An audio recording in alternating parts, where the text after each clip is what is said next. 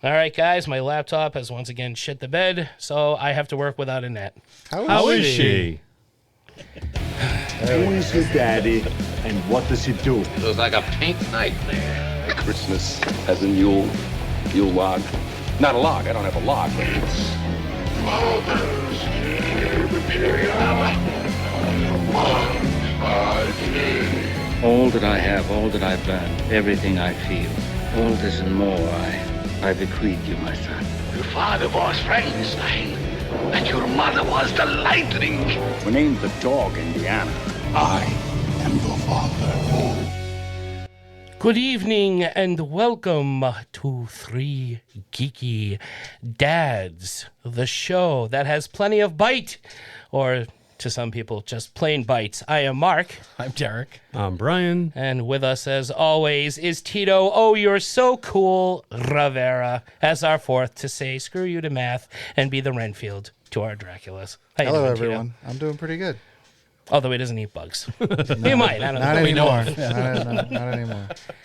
So tonight, if you can't tell by the horrible puns in this intro, we are talking vampires. In fact, we are talking two of the most seminal vampire films to come out in the 80s, both recently celebrating their anniversaries.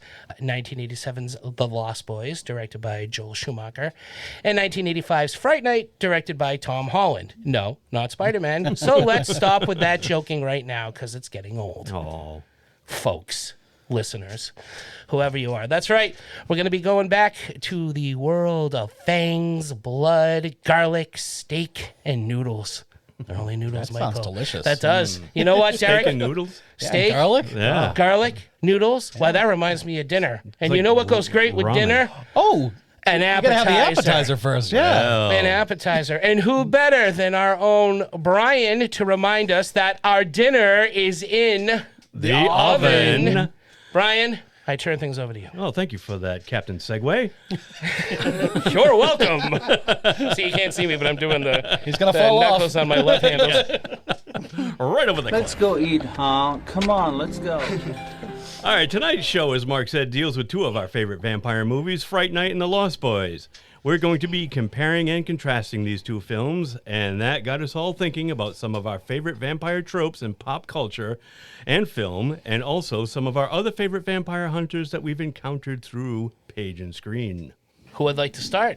I can go. Would you like to start? Yeah, Sir well, Tito? are we going Hunter first or both at the same time? Well, let's do trope and, just your favorite trope and your You favorite want to go hunter. around the horn and do trope, and then we'll go around the horn and do vampire hunter? We could do that too. Whatever works, yeah. All right. All right. So I'm easy. I'm going favorite trope. It's got to be the best one. I can't not be. You can't. Vampire can't come into your house unless they're invited. Is the funniest and coolest way to stop a vampire. It's just the best. And every iteration is a little bit different. There's like the invisible force field. There's the pain they feel when they come in. It's just ridiculous. And I just love it. And the first time another movie celebrating a birthday, Buffy the Vampire Slayer, was the first movie I ever noticed that trope. She said, they can't come in unless you invite them, right? And I was like, what the hell does that mean? Yeah, then again, because David Arquette can't get into He can't Luke get Perry's. into Pike's house. Yeah. Yeah, because he's not invited. And then the idea of being nitpicky is like, what is a home? Right? Can I get into your apartment building? Yeah, can they? But like, not your if apartment. Exactly. They can get into the building, but what do? They get stopped in the hallway. Right. They have to wait right. for someone to come in. Yeah. Or I saw a thing that was like if you It's lived like in a in Piggyback. smaller apartment building and everybody knew each other, it was more like a community. So then a vampire wouldn't be able to come in. Can you imagine But that? if you don't know your Rear neighbors, Window, but with vampires. Sure. I know, right? Well, I mean, isn't that what Fright Night is? What, basically? Rear Window? Well, yeah. Yeah, technically. Yeah. It kind of is. and then just the power of and then you have Lost Boys where the vampires can come in, but when they're invited, you lose power over them. Which is cool. Right, which I thought was always really cool, and that's Yeah. I think the only film that I've ever seen that in. Yeah. Usually it's just they bounce against the invisible, or they just stop dead in the threshold. And I liked in True Blood you can disinvite a vampire, and they would go flying out of your house. I always thought that was hilarious. Yeah, that's true. I forgot about that. They'd be like, "No, you can't come in anymore." And then they Yeah. just go flying out the door. Yeah. which is hilarious. It's just like a fun, interesting. Who comes up with that? Exactly. Like, who come- Where now did they- it start? Well, and so that was one of the things so I Googled it and I was like, when's the first? It was like hundreds and hundreds of years ago. Just like spirits and demons and vampires in general. That's These what I evil have too. things, Because like, they just can't come in. I'm going to piggyback on you, Tito, because I have the ahead. same thing, and I went more like what you're talking about now. Like, where did the origin come from? And like you, I Googled it, and it says that vampires must be let in because there's also a theological allegory about how evil can only control those who give in to the temptation. Therefore, you must willingly allow the evil in, because committing the sin is not only in the action itself, it's also in the desire to follow through. Yeah. As George Carlin once said, you gotta wanna.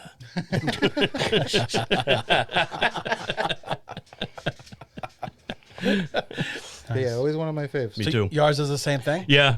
I went with you too. Did we all? No, well, no. See, I think I have the most the goofiest. There are some goofy One that's ones. way out there, and it is the capitalizing on a vampire's OCD and making them count. Oh yeah. That's one that's not. Yeah, That's like- one that's not used a lot. Yeah, though. either untie knots or they have to. If they see a knot, they have to untie it. Or if they see something like rice or grain on the ground, They have to count it. They all become Rain Man all of a Yep. sudden. Yeah. Now, did you learn about it from that Bad Blood episode of the X-Files? No. Really? No. Because that's when I first No, learned about I that. think the first time. No, you know what? Because the first time I saw it, it was one of the awful sequels to Dracula 2000.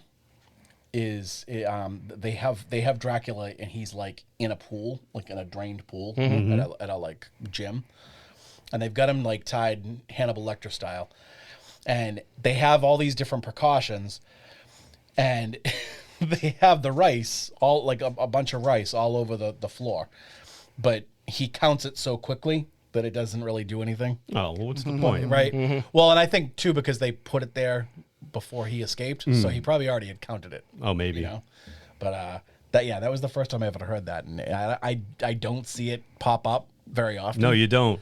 But it is definitely It's one a that I'm goofy aware one. of, but I can't remember where I heard it or saw it. Yeah. Because I don't think I saw that movie. Yeah.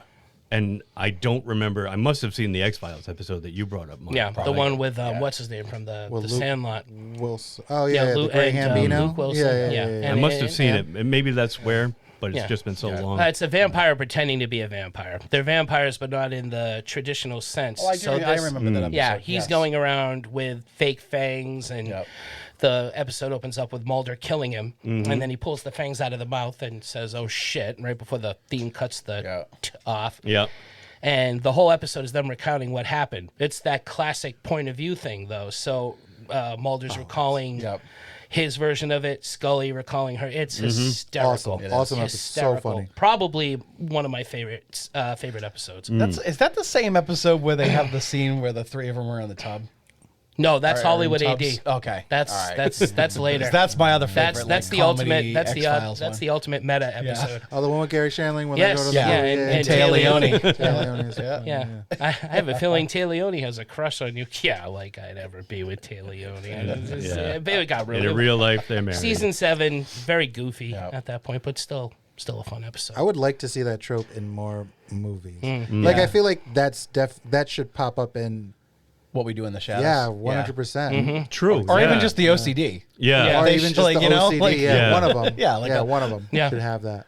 I always wondered if there was an underlying thing with the Count from Sesame Street with that, or if it was That's just the connection. You know, on maybe? the surface, it's like, oh, he's the Count. He counts for kids, but That's why. but It's to does he keep have him from killing OCD? the kids. Yeah, like Jim Henson heard that in his travels through China and was like, "That'd be great for my with Big my Bird and kids' Barkley. TV show." Big Bird goes to China. Come on, Barkley. That's all I can remember. It's the little kid that tags along with them, and the way she said, "Come on, Barkley," was funny, and how I did it was probably very racist. So I apologize. My favorite trope is being invited in. They have to. It's such a goofy rule, but if done right, it's awesome. And I'm thinking of Salem's Lot when they're at the windows. Yep. That is one Clawing at creepy ass those scene. windows. Let me in. Yeah. Let me in. And, at first they don't, but they keep coming back every night. Mm-hmm. That's some scary stuff right there. Yeah. But it can also be done very humorously, like in What We Do in the Shadows with Jermaine Clement going, "See me, Yeah. see me." Yeah, right. Yeah, Well, there's another thing. Oh, like, he's they try trying to go hypnotize the They try guy. to go into the nightclub, and it's like they can't get in the nightclub. Yep. So Yeah. And not the, a and the home. bouncer's Yeah. trying to tell him, it's like, it's a public place. Yeah, you can right, come- just go- No, but you have to invite us in. No, just come on in. Okay, thank you.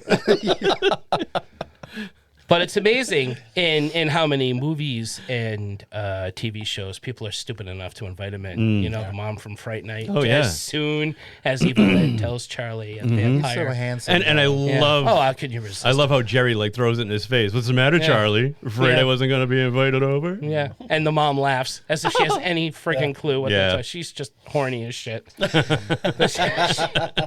we'll get to that. But yeah, no, that's original I'm Desperate with you. Housewife. Yeah, I mean, she needs something. She's taking Valium. She's she needs a having deep dreams staking. about being naked. She's telling this to her kid. There's some weird ass shit going on in that one. But no, I agree with that's the best one, and it can be goofy, it can be frightening if done right. But I do like that. It's cool, and I don't know. You invite them into a car, you take them by the hand, take my hand. You know, I guess that's what it is. That's an invitation. So Yeah. I guess it doesn't really matter Yeah. if you're in a house or an apartment or McDonald's. Like, I don't know, but it's a fun one. the idea of it like almost not being real, like being in that situation, and vampires there, and just like this can't be working. Yeah. It's work. It is. Like they can't come through the window. They're really not just going Is to this come real? in. Why's that Yeah. guy been standing on the doorway for 6 hours? In I Am Legend, Charles Neville, I think his first name is Charles. Forgive me, it's definitely Neville. He, the same vampires, all his friends and family are vampires, and they come into his home every night, or outside his house. They're throwing rocks, they're tapping. There's let me in every night, relentlessly. And he's the last man on earth, and he has to cope with it. Can you imagine that? Knowing they're going to be scratching at you, he feels it after a while. He's like, why don't I just let him in and get this over with? What the Exactly. hell am I doing this Yeah. for? It's the end of the world. How long am I going to do this for? You know? He goes out and he stakes a few when he can during the day, but they just keep coming. Nope. So, favorite vampire killer? So I can't say that this guy is my favorite vampire killer ever, but I would say he's one of my new favorites, and that is Vasily Fett from The Strain, played by Kevin Durant. Stragoi. Stragoi, yeah, I fucking love that show, and I feel like it kind of flew under the radar. Yeah, did. I loved that show when Such it a was good on. show. And that had just his name, Corey Stoll. Corey just Stoll's before in he went on Ant-Man as the Yeah. bad guy. Yeah. Oh, that's Yeah. cool. Yeah. And when Yellow it was Jacket, funny okay. because when the show first started, he had hair. And then I think it was Yeah, like the yeah, second or third yeah. season, it's like all of a sudden he's bald. bald. It's like, oh, Yeah. all right, that's weird. I had a Just gets tired of the toupee, or I had kind of almost a tie because I love Gus in that show too, but Vasily's one of the first guys you meet. He's just a guy who works in a sewer, and he has a rebar that he has the entire series, and he uses it to kill vampires. He like loves his rebar, Yeah. while everybody else is getting other shit. Yeah. And he uses guns from time to time, but he loves always his falls back on the rebar. rebar. Yeah, I And, forgot about him. And he has that great And relationship. he's a great actor too. He shows Yeah, up. Kevin Durant, He's yeah. a great character actor. And he doesn't show up in enough stuff, I think. No, awesome. Yep. And he has that relationship with the Van Helsing character. If you It guys are becomes trying to his- think of who this guy is, he was the one who played Little John in the Russell Crowe version of Robin Hood. I never saw that. You never But saw I it? know Okay. who He was it the is. Blob in X-Men in Origins. X-Men. Yes, all right, yeah. Oh, That's all Kevin right. Durant. Okay. Yep. All right. Yeah, he was the Blob in X-Men Origins. Forgot about that one. But yeah, great. I always thought he was a great character. I love the show. I like shows that end on purpose. It's 5 seasons. They give you this great story. Yeah. And then it ends. Yeah, that it resolves they itself. had that thing mapped out from beginning to Yeah, end. they knew exactly. how they and it was wanted to cool do because it was a summer show that was out at a time like before we had all the streaming stuff really.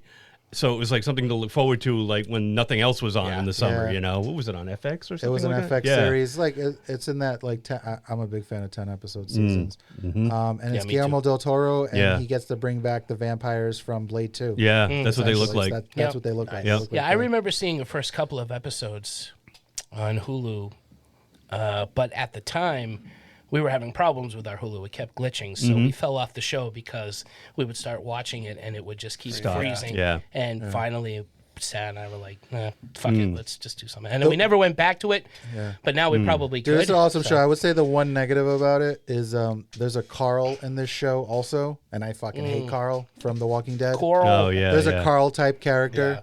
I fucking hate him, but I forced my way through that shitty Carl character, and everybody else is really really great. You got to just think of a good Carl. Yeah. Carl Winslow. Yeah, that's what I do. I close my eyes Try and I that. think of Imagine I think Carl of fighting vampires with Steve Urkel. I think of Reginald Bell Johnson Yeah. every time. You want to know what happened to the missing middle daughter? She came back as a vampire. That's it. She's like, She well, went Carl upstairs and Winslow. got bit. but that's my guy. Never came back. Sexy vampire Rachel. I mean, there's a lot to work with there. Yeah. What about you, Brian? So my top vampire hunter, if we're talking about Dracula, the most famous vampire hunter ever, I'd have to go with his legendary slayer, Abraham Van Helsing. Of course, I'm biased about his cool and resourceful portrayal by the equally legendary Peter Cushing. But if we're talking about taking out nasty, vicious nests of blood-sucking stalkers, let's talk about Jack Crow. I was thinking of The this one. crossbow-carrying, wisecracking vampire slayer played by James Woods. He's just as savage as the prey he hunts, and he has the financial backing and blessing of the Vatican, as he's the head of their elite church-sanctioned team of vampire hunters. You can check him out in the vastly underrated John Carpenter's Vampires. Brian, I love how you backdoor fucking other. I know. people Thank into you. fucking Thank you. things. I love that shit. cannot give a fucking shout out love to it. Peter Cushing, man. I can't not. I could say this guy, But I'm not. so good. It's so good. I'm like, yeah, of course. It's James Woods. Okay, Yeah. yeah, for sure. Yep. That's a great movie. That's a movie that I didn't like when I was younger, but I love now. Yeah. I always liked that. Oh, I I love did too. I mean, I saw that. using the winch and Blade dragging at them the out, same kicking time. and screaming Oh, into yeah. the sunlight. Love Oh, that. Yeah. that's awesome. And the Vatican, and I love how corrupt the Vatican is. Oh, yeah. Yeah, I love Yeah. the idea of the Vatican or the church essentially creating yeah, the first vampires. vampire. Yeah. Was that Billy Baldwin? It was- Or Steven? It's Daniel, Daniel. the Oh, worst Daniel. of all the I was Baldwins. gonna say. I fucking hate him. He's the worst. That may be why I don't like this movie. It's I never liked this movie. understandable. He's It's the worst Baldwin. understandable. He is extra dickish in this too, slapping Cheryl Lee around. That's right. It's not a good role. They but fall in love though, right? because sorta. she bites him, he kind of has to. Yeah. It's, you know. Yeah. But Cheryl Lee looks He great. kind of won. Laura Palmer. Yeah, I forgot that she was in that. Yep. And Oh fuck, that is her. yep. Yeah. Tim Guiney is the replacement priest for That's right. the Yeah, guy yeah. whose name I can never remember, but he was on Miami Vice and Barney Miller and a Yeah. ton of shit. Yeah. And Maximilian Schell Yep. as the corrupt. Yep. Dude, Terry Silva, Thomas Ian Griffin. Great cast. And Wait, I know Terry he's- Silva is Yeah. a vampire? Yeah. He's the guy. He's the head vampire. He's the one. I That, didn't remember that. I didn't Alex. realize yeah. that. Oh, yeah. It gotta escaped me watch too that. until Mark said. I'm like, Yeah. oh yeah, that's right. We may have to give it another Is his name watch then. Valak? Yes. Yes. It is. Yeah, Okay. it I is thought Valak. so. Yep. I thought so. Yep. Great movie. Check it out. Nice. I gotta go Blade. I mean, I know that the How can movies you not? weren't very great. But the first one I loved. It was one of my favorite movies. Yeah. For a long time. He's got so many cool. I like the whole Daywalker thing, and I like that he's hunting his own kind, and I like the weapons he uses. Yeah. Whether it's silver or garlic nitrate, the mace ones. He ends up getting those the EDTs. Yes. Is it EDTs? EDT? Yeah. Blow some vampire heads. Yeah. You didn't like 2? Yeah. No, I like two. two. Two was good. Yeah, two was good. Okay. Yeah, great weapons. Yeah. Yeah. He was one of my runners Great up. car. Did anybody else have runners up?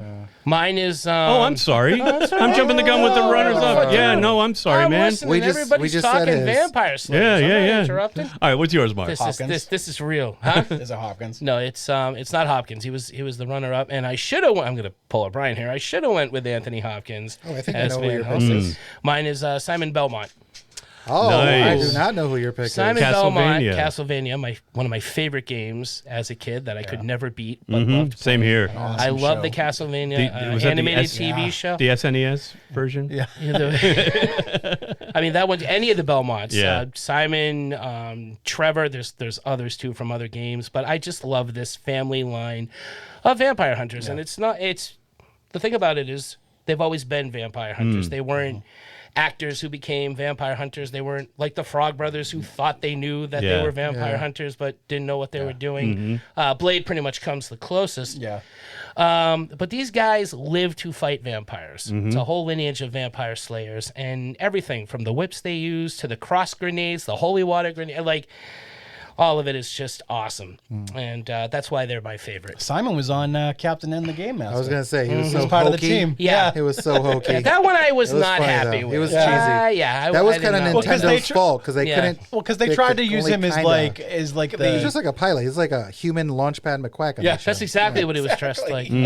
Yeah, and he was arrogant and insufferable, and I did and he not was like always that. trying to like mac on the princess. Princess. Yeah. What was her name? I forget. Kelly. Lana. Princess Lana. Princess Lana. Princess Sounds Lana. absolutely Great right. name. I think all the That's all an the characters awesome in that show were cartoon. just a little bit off because of Nintendo. Yeah. Well, Like King they- Hippo was blue. Yeah, they only kind of He was had a light had blue. the rights Yeah. to like the names they could use. Who but the they hell is couldn't- the eggplant wizard? Like, what is he from? Oh, I thought it was from Metroid? Kid No, Icarus. Mega Man. Well, they never did a whole hell of a lot The with Emoji Simon Movie, Derek. Belmont on that No, cartoon, but they did in the Netflix series. That Netflix it's awesome. series is amazing. And yeah, so that's my favorite. I would have to say, if we're going solid vampire killer, Nice. is the one. Good choice, man. Cool. Any runners up? Yeah, I had a case- couple. Jack Crow was a Okay. runner-up for mine, All right. and Anthony Hopkins as Van Helsing. Yep. He's my favorite Van Helsing, much as I love Peter Cushing. Yeah, Buffy the Vampire Slayer from the Yeah. movie. Yeah. Yes, Chris Movie, Swanson. Chrissy Swanson. Buffy Yeah, see, is I one of had my Buffy the favorites. Vampire Slayer, but I was thinking more of the TV show. I'm more of a fan Also of the good. TV show. Yeah. Yeah. That was one of my runners up. I also had the kids from the Monster Squad. Very good. Yeah. Buffy, more so from the TV show for me, but Hugh Jackman. no, not at all. No. Are you kidding me? I'm not kidding you. It's terrible. Even with that hat. Especially with Still. that hat. Oh, Celine. you know what? I should have said. You know what I would have said? My runner-up even before Hop would have been Vampire Hunter D. I was thinking Good about one. that As too. soon I as you love that said movie. Van Helsing, shit, I'm gonna change it. It's still Simon Belmont, but for number 2, it's Vampire Hunter D. I love that movie. All right. growing up. Yeah.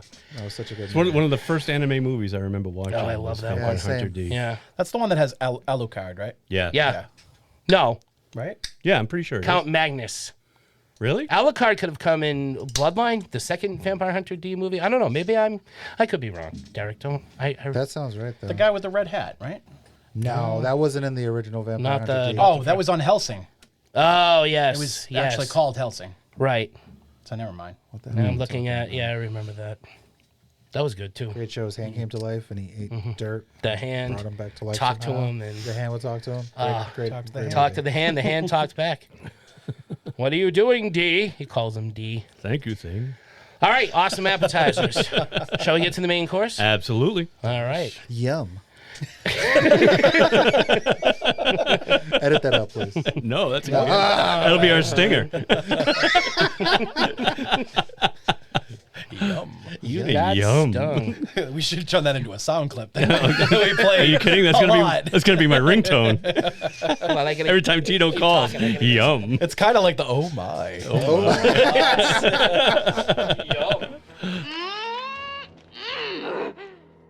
Here's dinners in the oven. Okay, so onto our main course. Now, I did have this whole introduction as to how seminal these two films are to 80s horror films in general, but I screwed up. So I'm just going to go on and improvise this and say that both of these movies are awesome. Yes. I think we can all agree. And we were trying to figure out if we should talk about one, do another one for another show. How should we work this? Because they both deserve a lot of respect, attention, and which ones we preferred over the other. And then our good pal Tito came up with a list. He named names. He named names. Name names, Elaine. So what we're going to do is Tito's going to give us a question or a which one's better kind of Yeah. phrase or whatever. Yeah. And we're going to answer. Each going to answer it. Which one we preferred in Fright Night or Lost Boys. But just remember, It's friendly competition, folks. So for you at home, it's an who's exhibition, listening, not a competition. Yes. Please, no wagering. do not get upset. Just remember, we love both of these movies. They are the best of the bunch, along with some other vampire. You had brought up Buffy the Vampire Slayer. Yeah. There's also Near Dark. Yeah. Near Dark, which I ran into Dean at Rubber Chicken today, and I asked him the question, do you prefer Fright Night or Lost Boys? Now, he's a Fright Night fan. He says, those two really don't go together for me. Like, they're completely different films. I would compare Lost Boys and Near Dark. They're more modern and more similar. And he's got a point there. But I think the reason we're comparing these two is they're often the most popular. Just like an American Werewolf in London and The Howling in terms of the werewolf genre being revised in the 80s. Yeah. These two movies essentially are the most talked about when it comes to that. Bringing back the classic monsters at a time where slashers were pretty much the main thing. If you ask someone what's a good 80s vampire movie, they're gonna usually go with one of these two. Yeah, absolutely. Yeah, 100%. I don't know. I didn't see Near Dark till I was like in my late 20s, and somebody had recommended it to me. And me neither. I'm a big Catherine Bigelow That's fan. what I was going to say. That was what directed by Bigelow then, That's why I was like, oh, it's Catherine Bigelow. I'll check it out. And then I was like, oh, all her boyfriend's best friends are in this movie. Exactly. It's like most of the cast of Aliens. I was like, this is awesome. Yeah. That's right. Yeah. That's right, because they were together back then. Yeah. Bill, that's right. Bill Paxton. Yeah. Lance Henderson and Jeanette Goldstein. That's all right. in Aliens. Yeah. Yeah, I same thing. I didn't see it until after The Hurt Locker. We'll talk about it. Yeah, but then what else is, Monster Squad? But that's so Goonies to me that it's almost. Yeah. But again, it's people bringing back that love for classic horror. Yeah. I mean, you have the mid 80s, you're bringing in directors that grew up on monster magazines and Frankenstein, the Wolfman. Yeah, so they're bringing the that movies love and the back into it. magazines, And famous monsters and of the film slasher land. movies are awesome, but they comment on this in Fright Night, Roddy McDowell says, all you have are madmen in ski masks hacking up young virgins. So Thanks for nothing, John Carpenter.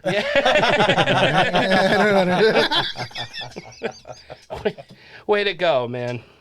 Oh, I can't even pretend. Thanks for changing the genre, John Carpenter. I can't even pretend to be mad at that, man. You should be. You changed the game.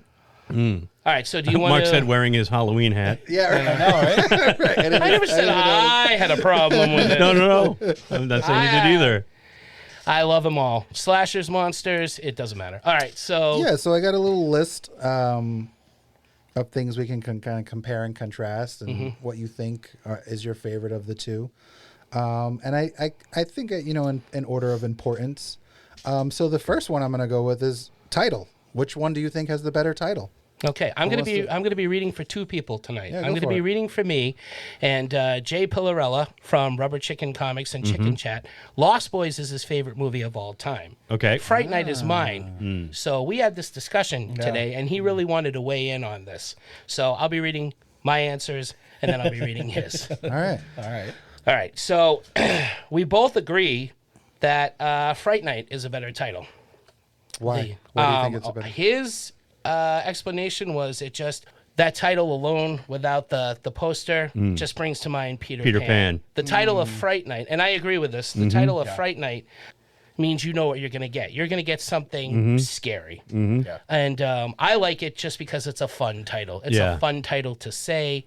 You kind of, you know the kind of movie you're getting with this title ahead of time. You know this is going to be full of, obviously frights, but because it's a title that rhymes and it's got a goofy rhythm to it, it's going to be fun. So I kind of, I would go with Fright Night as well. Oh, I never even thought about the rhyming aspect of it, alluding to it being a little bit goofy, which it kind of is, which it does make it more of a funner idea. Yeah.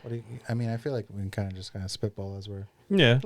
Sure. I agree because Fright Night, same thing. Like it's advertising like something fun. Like, hey, welcome to Fright Night. Yeah. Whereas the Lost Boys, same thing. I mean, like you without the poster, you think of Peter Pan. I do like I like the title for it, because they're kind of like Lost Boys. Sure. They're not ever going to grow up, and they It's a clever title. It is. Yeah. It's clever, but if I had to choose one, definitely Fright Night. Well, interesting. Like the movie was supposed to be a little more lighthearted. Like they were supposed to be like young kids, like real young. Yeah. When it was like a Donner movie. Yeah. And then Donner jumped off, and Schumacher jumped on. It was like, yeah, let's not do that. That could be weird. Which I'm glad he did. He had enough sense. He didn't have enough sense to keep the nipples off Batman, but he had enough sense to keep the little kids out of Lost Boys. Yeah. He put extra nipples on all the vampires, though. It's weird.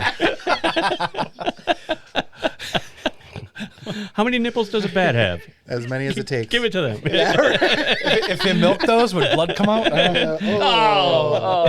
Any nipple you can walk away from, right, Tito? That's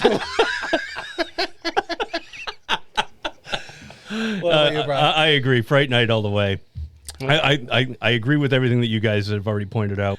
And I like the fact that Fright Night is also established in the movie as a plot point in the movie as well. That Peter Vincent is the host of Fright Night.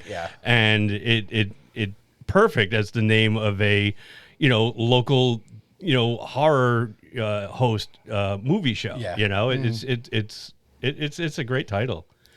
And like Mark said, it alludes to the fun and goofiness of it.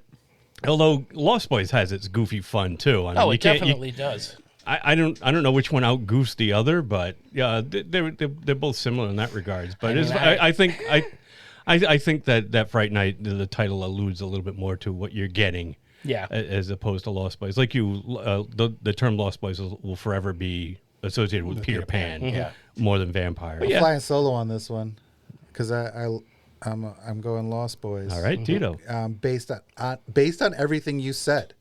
Like this is straight, like I said, this is straight up in my wheelhouse. The idea of like no parents, kids just like on crazy adventures, doing crazy shit. Like I want to be that kid, and I love those kinds of movies. So the idea of like the Lost Boys is so exciting to me, growing up. But you make some excellent points. I think thinking of like the rhyming of the title and the kind of hokiness of it, which lends to the film. But it is a phenomenal vampire movie. I like when David shouts out "Bangarang." Yeah. There you are, Peter. I like that movie too. Oh, Rufio. Yeah, Rufio. That's a great movie. Yeah. So and then they give them all to Jamie Gertz, and no. Then they give them all to Jamie. If only.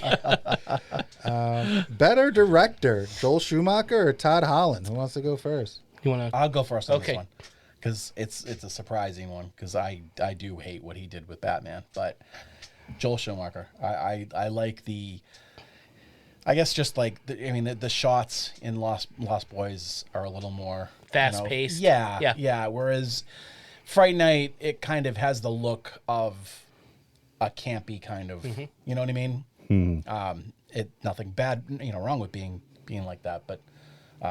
These picks don't take away from the other one in any way. No, I do like Schumacher. What Schumacher did with this movie. It doesn't feel like a Schumacher movie, so I think that's probably what I like most about it. Yeah, yeah. I'm going with you. Yeah, I love Fright Night, but I think Schumacher directed a better movie. Yeah.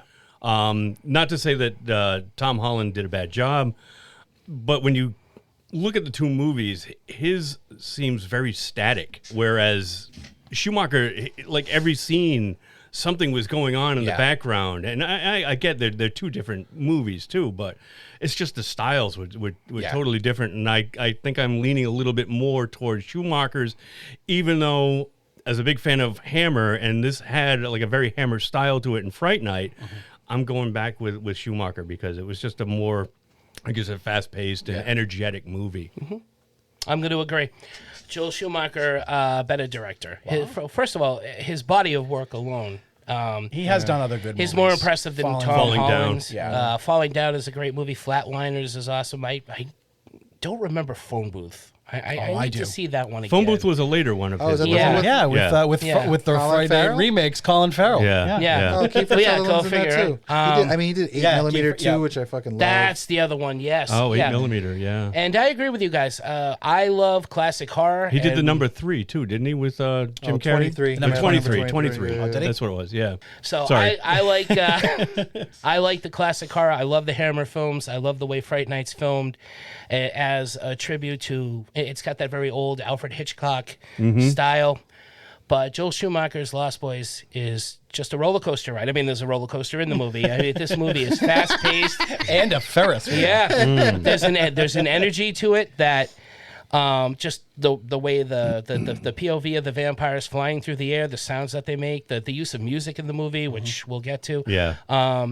No, I mean this is in terms of how it's filmed, I've got to go Joel Schumacher. Totally. Yeah, I'm gonna clean sweep on this guy. I'm Yeah. gonna go Joel Schumacher, just and based on his and. You know, Tom Holland directed one of my favorite Whoopi Goldberg movies ever, Fatal Beauty. But I gotta give it to Joel Schumacher. See that I only know I only know him from Child's Play and The Langoliers, which is did- really Oh, nothing God. to write Yeah, home Fatal about. no, Beauty that's- with Sam Elliott Yeah. and Whoopi Goldberg, and she plays like a Oh, I and, remember- and you know who's in it? Brad Dourif is. the Oh, no bad guy kidding. in No that. kidding. Yeah. He's a I think I drug remember dealer. seeing like a trailer for that a long And time Ruben, ago. my boy Ruben Ruben Blades. Blades. Ruben Oh, Blades nice. is in it. I gotta see that. I do like You Sam should. Elliott. It's ridiculous. That's I fine. I love like it. ridiculous It's stuff. You know ridiculous. that. Do I ever? Of course you know. But yeah, just across the board, just that's right. we Yep, wanna get and to Jay's. I'm going to read Jay's. Jay's answer is the same. Joel Schumacher, obviously, it's his favorite, and for the same points. I mean, he's big into hair bands and metal and music, and this is a rock and roll giving you all vampire of it. movie. Yeah. Totally. Yeah. Okay. All right, so it was. I forgot about Jay. It is. No, it's it's a all right. clean sweep. It is a clean sweep. But We're yeah, all in I'm going, agreement. Joel Schumacher, and I think he got that Batman thing that hangs over his head. Yeah. But kinda killed him. He had it kind of killed him. But Kinda he had killed like a him. really good run, and this is coming off of doing St. Elmo's Fire. Like he did St. Elmo's true, Fire, yeah. and then somebody was like, "How about Joe Schumacher for this horror movie?" Which is so strange. Yeah. Like his body of work is so eclectic. Yeah. And Which he was makes hesitant me- about doing too. Right. He was afraid Lost Boys was going to be the movie that That would ended his typecast him. career. Because at that time he was making a kids vampire movie. Right. And I remember reading something where he once said, "I set out to make Lawrence of Arabia. What the hell am I doing making a vampire movie?" So, but it wasn't that destroyed his career. No. It was nipples and a Batman credit card. It was. It all goes back to Car. nipples. Chicks say the car. This one I really like. I think is going to be a good one. Better hero, Michael or Brewster? And do we? I consider Michael the hero of the film. Does anybody think that Yeah, there's somebody else that maybe The pairs? protagonist. Yeah. Yeah. No, we can go with that. Yeah. Yeah. All right. What are you guys thinking? I gotta go Brewster.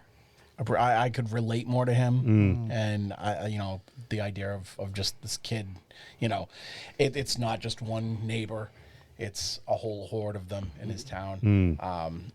He does, all the things that he can to get rid of them, whereas Michael kind of just has to be pushed into, figuring it out, and he's a little whiny. Yeah. I mean, there's a lot of things about Michael that annoyed me. I didn't really feel I wasn't necessarily rooting for him. I was rooting Yeah. for Jerry Yeah.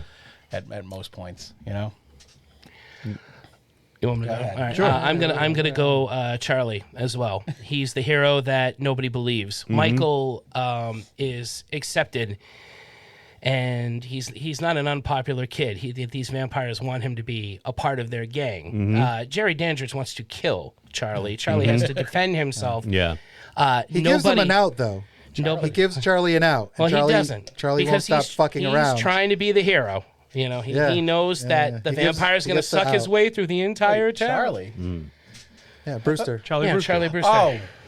Oh, Jesus! Then I messed it up because I was thinking Michael was the the Michael main is character the- in Fright Night. Michael is from Lost Lost Boys. Boys. So Yeah, just yeah, take yeah, what yeah. I said and just So you're- Flip it. So Michael, you are all right. okay. Yes. Yeah. That's funny. Everything you were saying about Michael, I was thinking Yeah, about that's Charlie. Yeah. Brewster. Yeah, Charlie is kind of whiny at points, and sorry. No, that's Jeez. fine. Charlie is whiny, but again, he comes through at the end. Michael needs help from his little brother and stupidly drinks the blood. And I kind of find I honestly find Michael annoying in this movie. I don't think he's very likable. Yeah. And I like everybody else in his family. The grandfather, the mom, Especially the mom. Yeah. Corey and Corey Feldman. I mean, everybody around him is good, but he's kind of a jerk and he's, a little bit of a dick. And I just didn't sympathize with him. I guess that's why I related to him.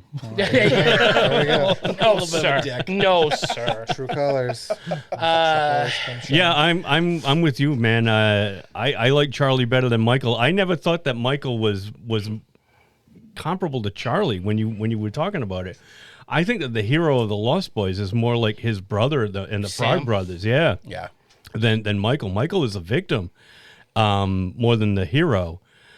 He's the one that they're trying to save, and he is. He's kind of a dick. He's kind of unlikable, and I'm going to go with Charlie. Charlie, because I can picture like me. If that was me in that situation, I would be the same way. I would be like desperate, and I would probably be whiny because nobody's believing me either. Well, the cop from Die Hard 2 doesn't believe you. That's right. He I'm says, going to throw he you says, in jail. if I see your ass at the station, I'm throwing it into jail forever. Man's got nobody. Nope. Nobody believes him. So yeah, I'm going with Charlie. What's Jay think? Jay he picked Charlie Brewster, and I'm really surprised by this. And I believe for the same reason. He was, the whole no one believing you're a vampire and having this thing trying to kill you is more frightening, and it's more heroic to stand against, especially than as opposed to Michael or even like Sam. Sam has the Frog Brothers. They can help out. Charlie has no one, except Evil Ed. And then when he turns, forget it. He's really on his own. It's a boy who cried wolf situation. Yeah. So I believe that is why, if I'm remembering our conversation, this was like at 1 PM. So that is why. But that was his pick. I'm going, me and my boy Derek here. Yeah. I'm going Michael too. I just find him to be a more interesting character as far as his... It's the hair, isn't what it? he's going through. I mean, he looks great. No, he's a handsome fuck Yeah. for Sure sure. is. And just everything he's going through, and he finds that he's being helped out right up until he has to fight David, and then he has the moment of like, my blood is coursing through. He's like, so is mine, and he takes him, and fucking slams him on the horns. And then even when Grandpa comes, he shoots that thing through, but Michael's like, gotcha, and he shoves Max right into the stake. Because as I was watching it, I was like, how does the grandfather's aim so good? I always forget that Michael pushes him into the stake. Yeah. Like he has those moments of just this kind of complex. He's just a very complex character to me. And Corey Haim's not a hero to me. And the Frog Brothers aren't heroes to me. They're kind of goons. Diane Wiest is a great character, but of all the characters that are good in that movie, I find Michael to be, he's the one that's kind of got to finish the job because nobody can mess with Max in that scenario but him, unfortunately. That Even is true. Star, who's been a vampire longer, gets taken out pretty quickly. But I always liked Jason Patrick. I thought he should have probably had a better career. True. Because this was like a jumping off point for I think him to do some really good stuff, and he just never did. And whenever I see him and stuff, I'm like, oh, Jason Patrick, he's good. Yeah. What was he? Was he in the new Triple X movie? He played the bad guy. The bad guy in Triple X. Yeah. He was also the bad guy in not the Expendables. The Losers. The Losers. Yeah, The he's good in that. Losers. Yes. Chris Evans. Yes. I remember him in that and in Sleepers. That's the only other thing I remember him being in. Oh, that's right. Oh, yeah. Love Sleepers. It's a good movie. Well, and he was in Speed 2. Yep, Speed 2. Yeah, well, we don't talk about No. Speed We 2. don't talk about I've never Speed seen two. that movie. about Speed We don't talk about Speed. I never saw that movie. Cruise Control, Speed 2, Cruise Control. That's right. Yeah. It's Does she have to appropriate. drive the cruise ship? I never saw it. Does Sandra 55 Bullock drive the miles cruise per hour, ship? Yeah, or it'll blow up? I wish. The ship goes below 5.5 knots per hour. Yeah, right. That's why I can't watch it, because if I find out that that's not the case, then they'll just break my heart. I remember the Family Guy skit when they're on it's Speed when they're on a glacier, and it's just the two of them. That's hilarious. And that's funny. All right, better vampire hunters. We're going Frog Brothers or Peter Vincent. This was tough for me. This was tough, but I'm still going with Peter Vincent. The idea of him pretending to be a vampire and then actually having to be a vampire and watching him find faith within himself to do it. Vampire killer. Yeah, Excuse me. Yeah. No, that's cool. That to me is great. The Frog Brothers are awesome, and younger me, the kid that likes the frosting side of Frosted Mini Wheats, it's all about the Frog Brothers working in a comic book store by day, slaying vampires by night. That's awesome, but in terms of just character development and overall just the performance-wise and the arc, Peter Vincent wins it out. I'm agreeing with you there. And Jay said the Frog Brothers, and I knew he would. Yeah. Because he's, of course. Of course he works in a comic book store, and for all I know, he probably does slay vampires. Yeah. Are his parents Yoko Ono and John Lennon sleeping in the corner? I love every time you see them. They're just like leaned up against each other, right? just fucking passed out. But again, to be clear, I love the Frog Brothers too. This is this was probably the toughest one. Doesn't mean but I don't like did them choose, both. Yeah. You gotta choose. I love me some Frog Brothers. Yeah. Okay. It is a tough choice because I was gonna go with Frog Brothers too because I kind of thought like Peter Vincent's a little hokey. Like if I had to team up with one of these two to actually kill a vampire, but I agreed. Like he, the fact that he went from pretending and really believing in it to, having to do it, and he does a decent job. He gets the job done. He does a lot more than the Frog Brothers do, I feel like. And he goes through some shit. He has to kill Evil Ed and watch him transform That's back. right. Oh, that's a phenomenal scene. It is. And better actor. What a scene. Yeah. Like, and it is. It's you kind of like, I would love to see Peter Cushing like have to fight vampires in real life. Like what like a meta movie. It's Yeah, true. right, yeah. Well, again, that's that other part too. He's the quintessential Hammer hero, Yeah. which of course adds to it for me. Yeah, 'cause I'm a me huge too. Hammer fan. That's Walking why around I'm that leaning giant towards box. Peter Vincent because Yeah. he's obviously modeled after Peter Cushing and Vincent Yeah. Price. Yeah, exactly. Even the That's name. named. Yep. Yep. And he has the ultimate fanboy apartment in that movie. He really like, does. Yeah. And You Evil know. Ed freaks out about it. As you would know? I. Yeah. As would I. Yeah. Yeah. He's I got all would the go goodies. ape in there. Holy Yep. shit! You have John Carradine as Dracula. Nobody should have that. Big painting of fucking John Carradine. Yeah, So no, you- that's what I was saying. Yeah. Yeah, no, I'm agreeing with both of you. Peter Vincent all the way. Yeah, I Yep. gotta go Peter Vincent also. He's the best actor in that film. Well, Chris Sarandon's Yeah. like Yeah. I mean, matching him. those Chris two Sarandon's carry fantastic. that movie. They They do. really They're, do. they're very, the very bookends. good. Of They are course. the bookends. Yeah. For sure. Yep. And I like the Frog Brothers too. They're doing their best Schwarzenegger whatever impersonation, and it's fun. It's fun. It is. It's fun to watch. But his arc is just so great. Yeah. How, from trying to convince Brewster that he's not a vampire, Yeah. to then realizing he's a vampire and being Right. scared shitless, Exactly. to then like and by the having to same way grow a that Van pair. Helsing did in the original Dracula, by seeing that he has no reflection in the little mirror that Yeah. he has. Yep. Yeah. But that moment when he tries to use the cross and Jerry's laughing, you have to have faith. Yeah. And then immediately he does it again Yeah. and it works. Yeah. That moment where you hear that awesome score. Yeah, the music and just the swells sun's behind coming him. up in yeah. the back, and it's just like Yeah. this holier So, than thou see, moment. Now here's the thing. Did he have faith, or did he just know that the sun was coming up?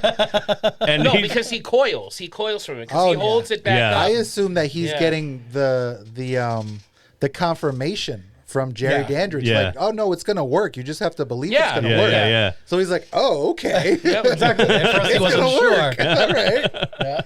He just told me it will, you idiot. Yeah. You idiot. Yeah. But yeah, great. Hey, Black Bolt, tell them how they're gonna. Oh, fuck that shit. What cross? I forget who pointed that out to me. I don't know if it was you guys. Was it when we had Marco on? Yeah.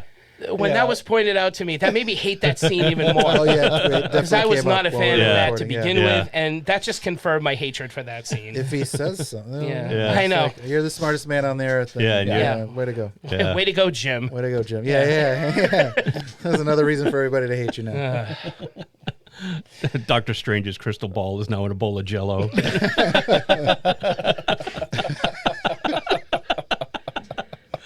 I'm gonna you know what? I want to save this one because I think it's a better one. Okay. Let's go better sidekick, Evil Ed or Sam. Oh, Evil. Oh, all right. Well, I'm No, going to watch Yeah, it. go ahead. You weigh in. I can't. It's Yeah. Evil Ed. Yeah. Evil Ed, for sure. He's just a fun character to watch. He's got the best lines. And he was a young horror freak that nobody wanted to go near. And I related to that back then. Back when I had hair and it was spiked up like that. And I had all weird horror shit in my room. It always makes me wonder, like, how shitty Brewster is that Evil Ed's his only friend. Yeah. He's well, Like, and no right? one wants You to be know- Ed's Exactly. friend. I Yeah. think Yeah, Ed's listen. awesome, but nobody wants to be Ed's friend. Brewster treats them like shit. Yeah. Where the fuck are all your friends, Derek Brewster? is not wrong. Charlie Brewster's not really that likable either.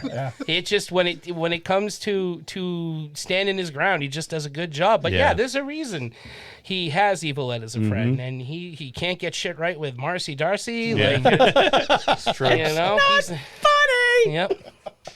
But no, definitely Evil Ed. I like that actor. I always thought he was good at what he did.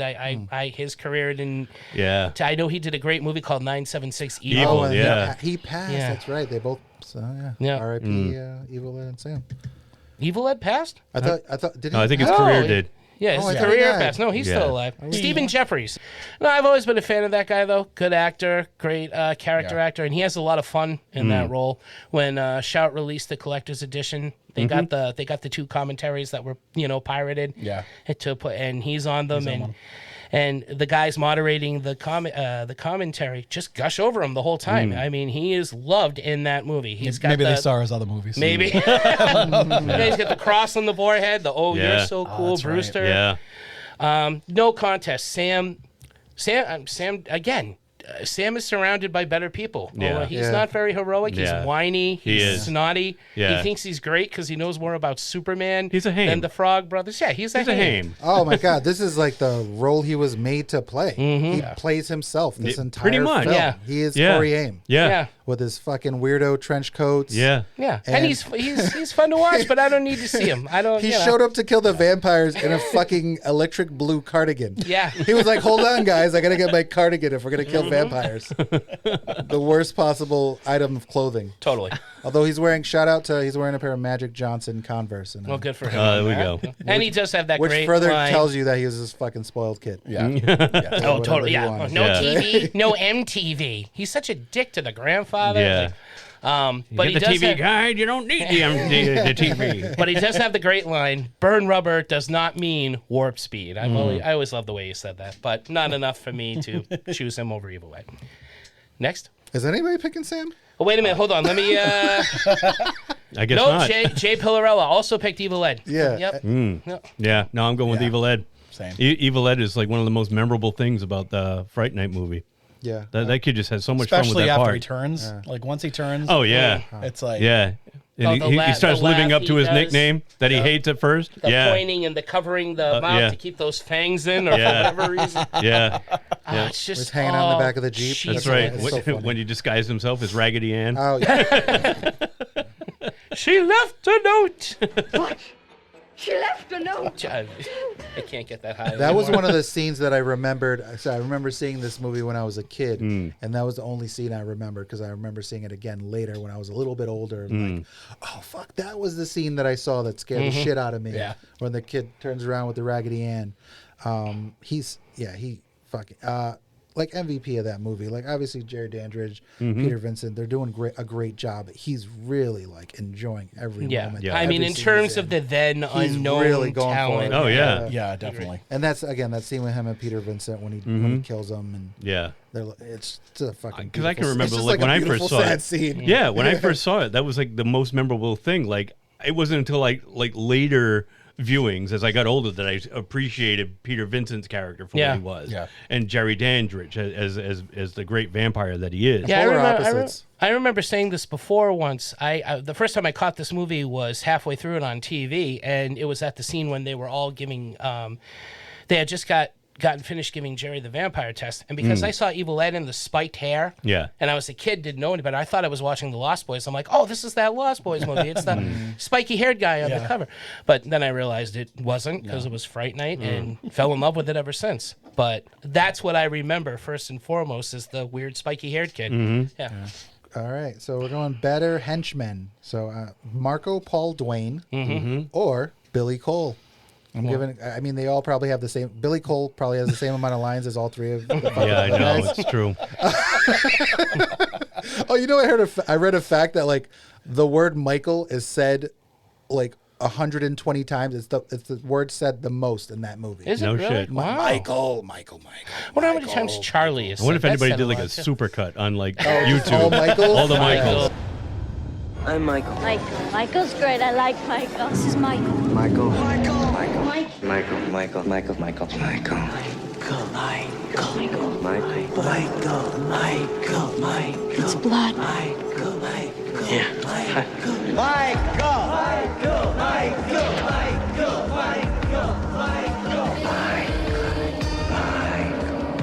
Good night, Michael. Michael.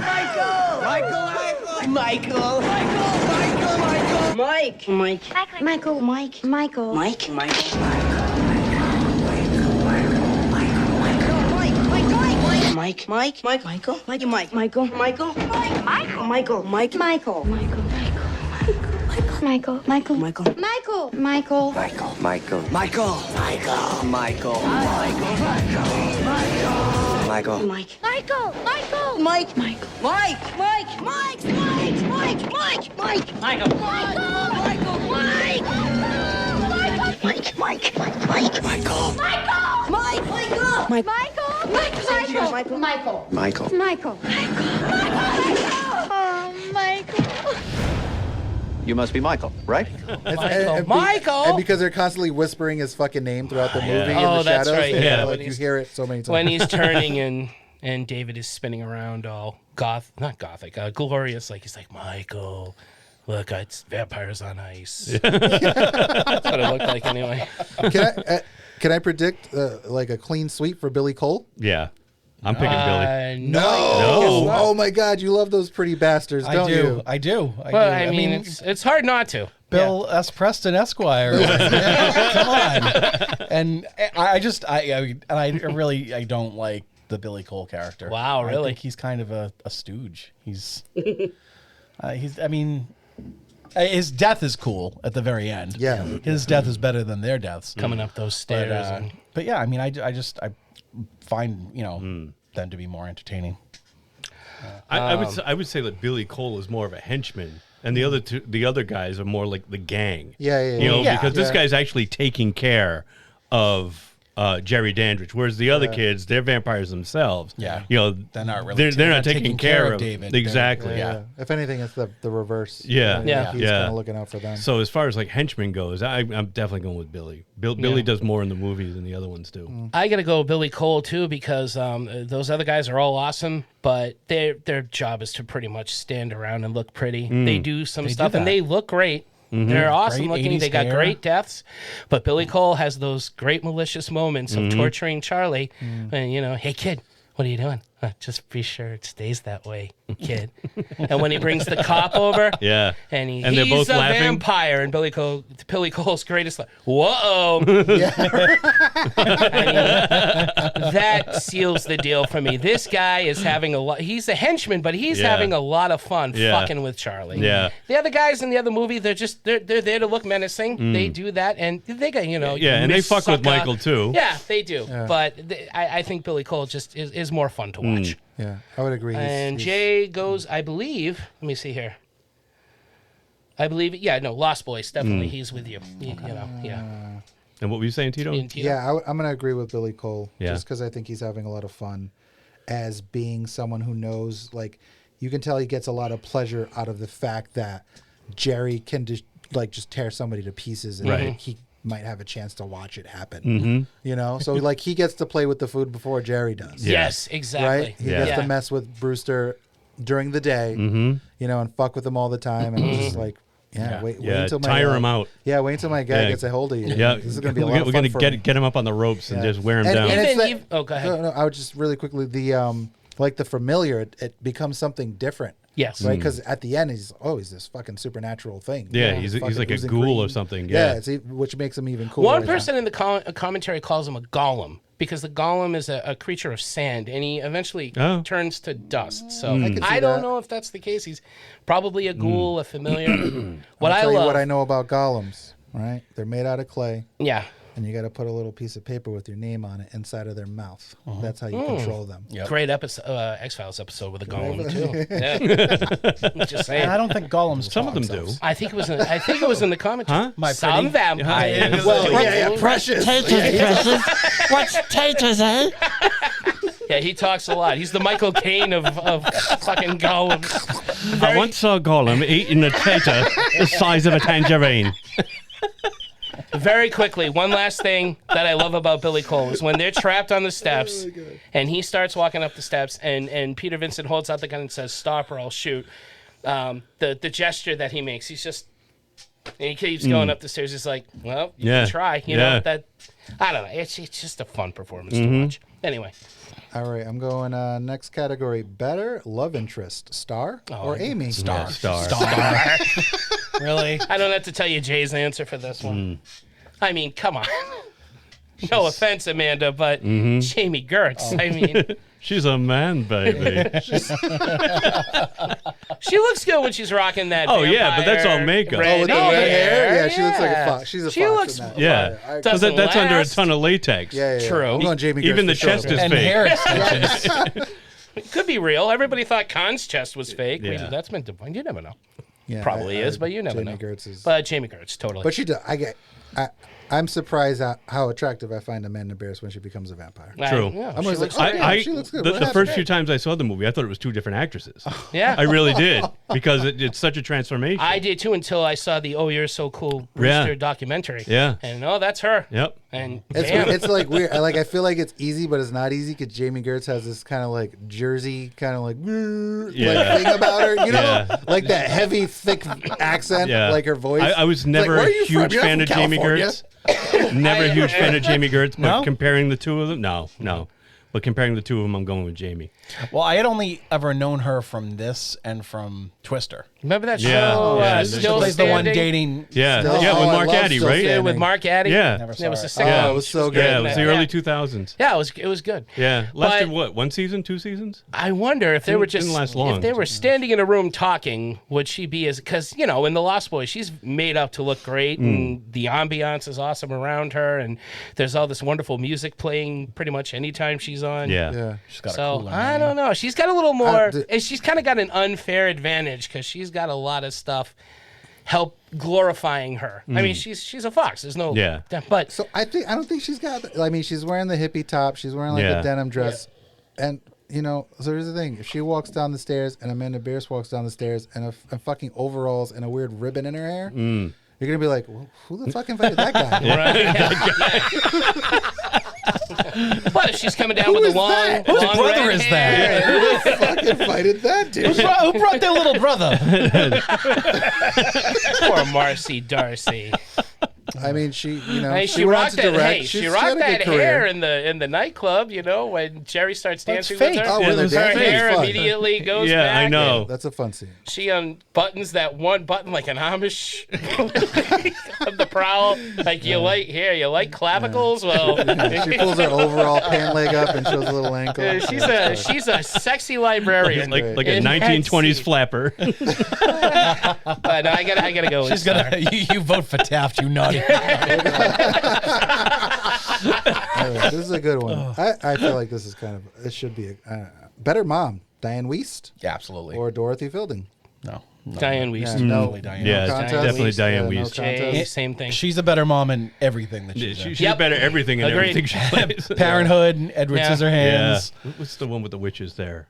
Practical magic. Practical Magic. Oh, that's yeah. right. She was the That's aunt right. in that Yep. one. Yeah, but it was like a Her mom and- figure. Yeah, her and Stockard Channing. Yeah. Yeah, She has to keep everything. Directed by American Werewolf in London's Griffin Dunn. That one movie. was That's right.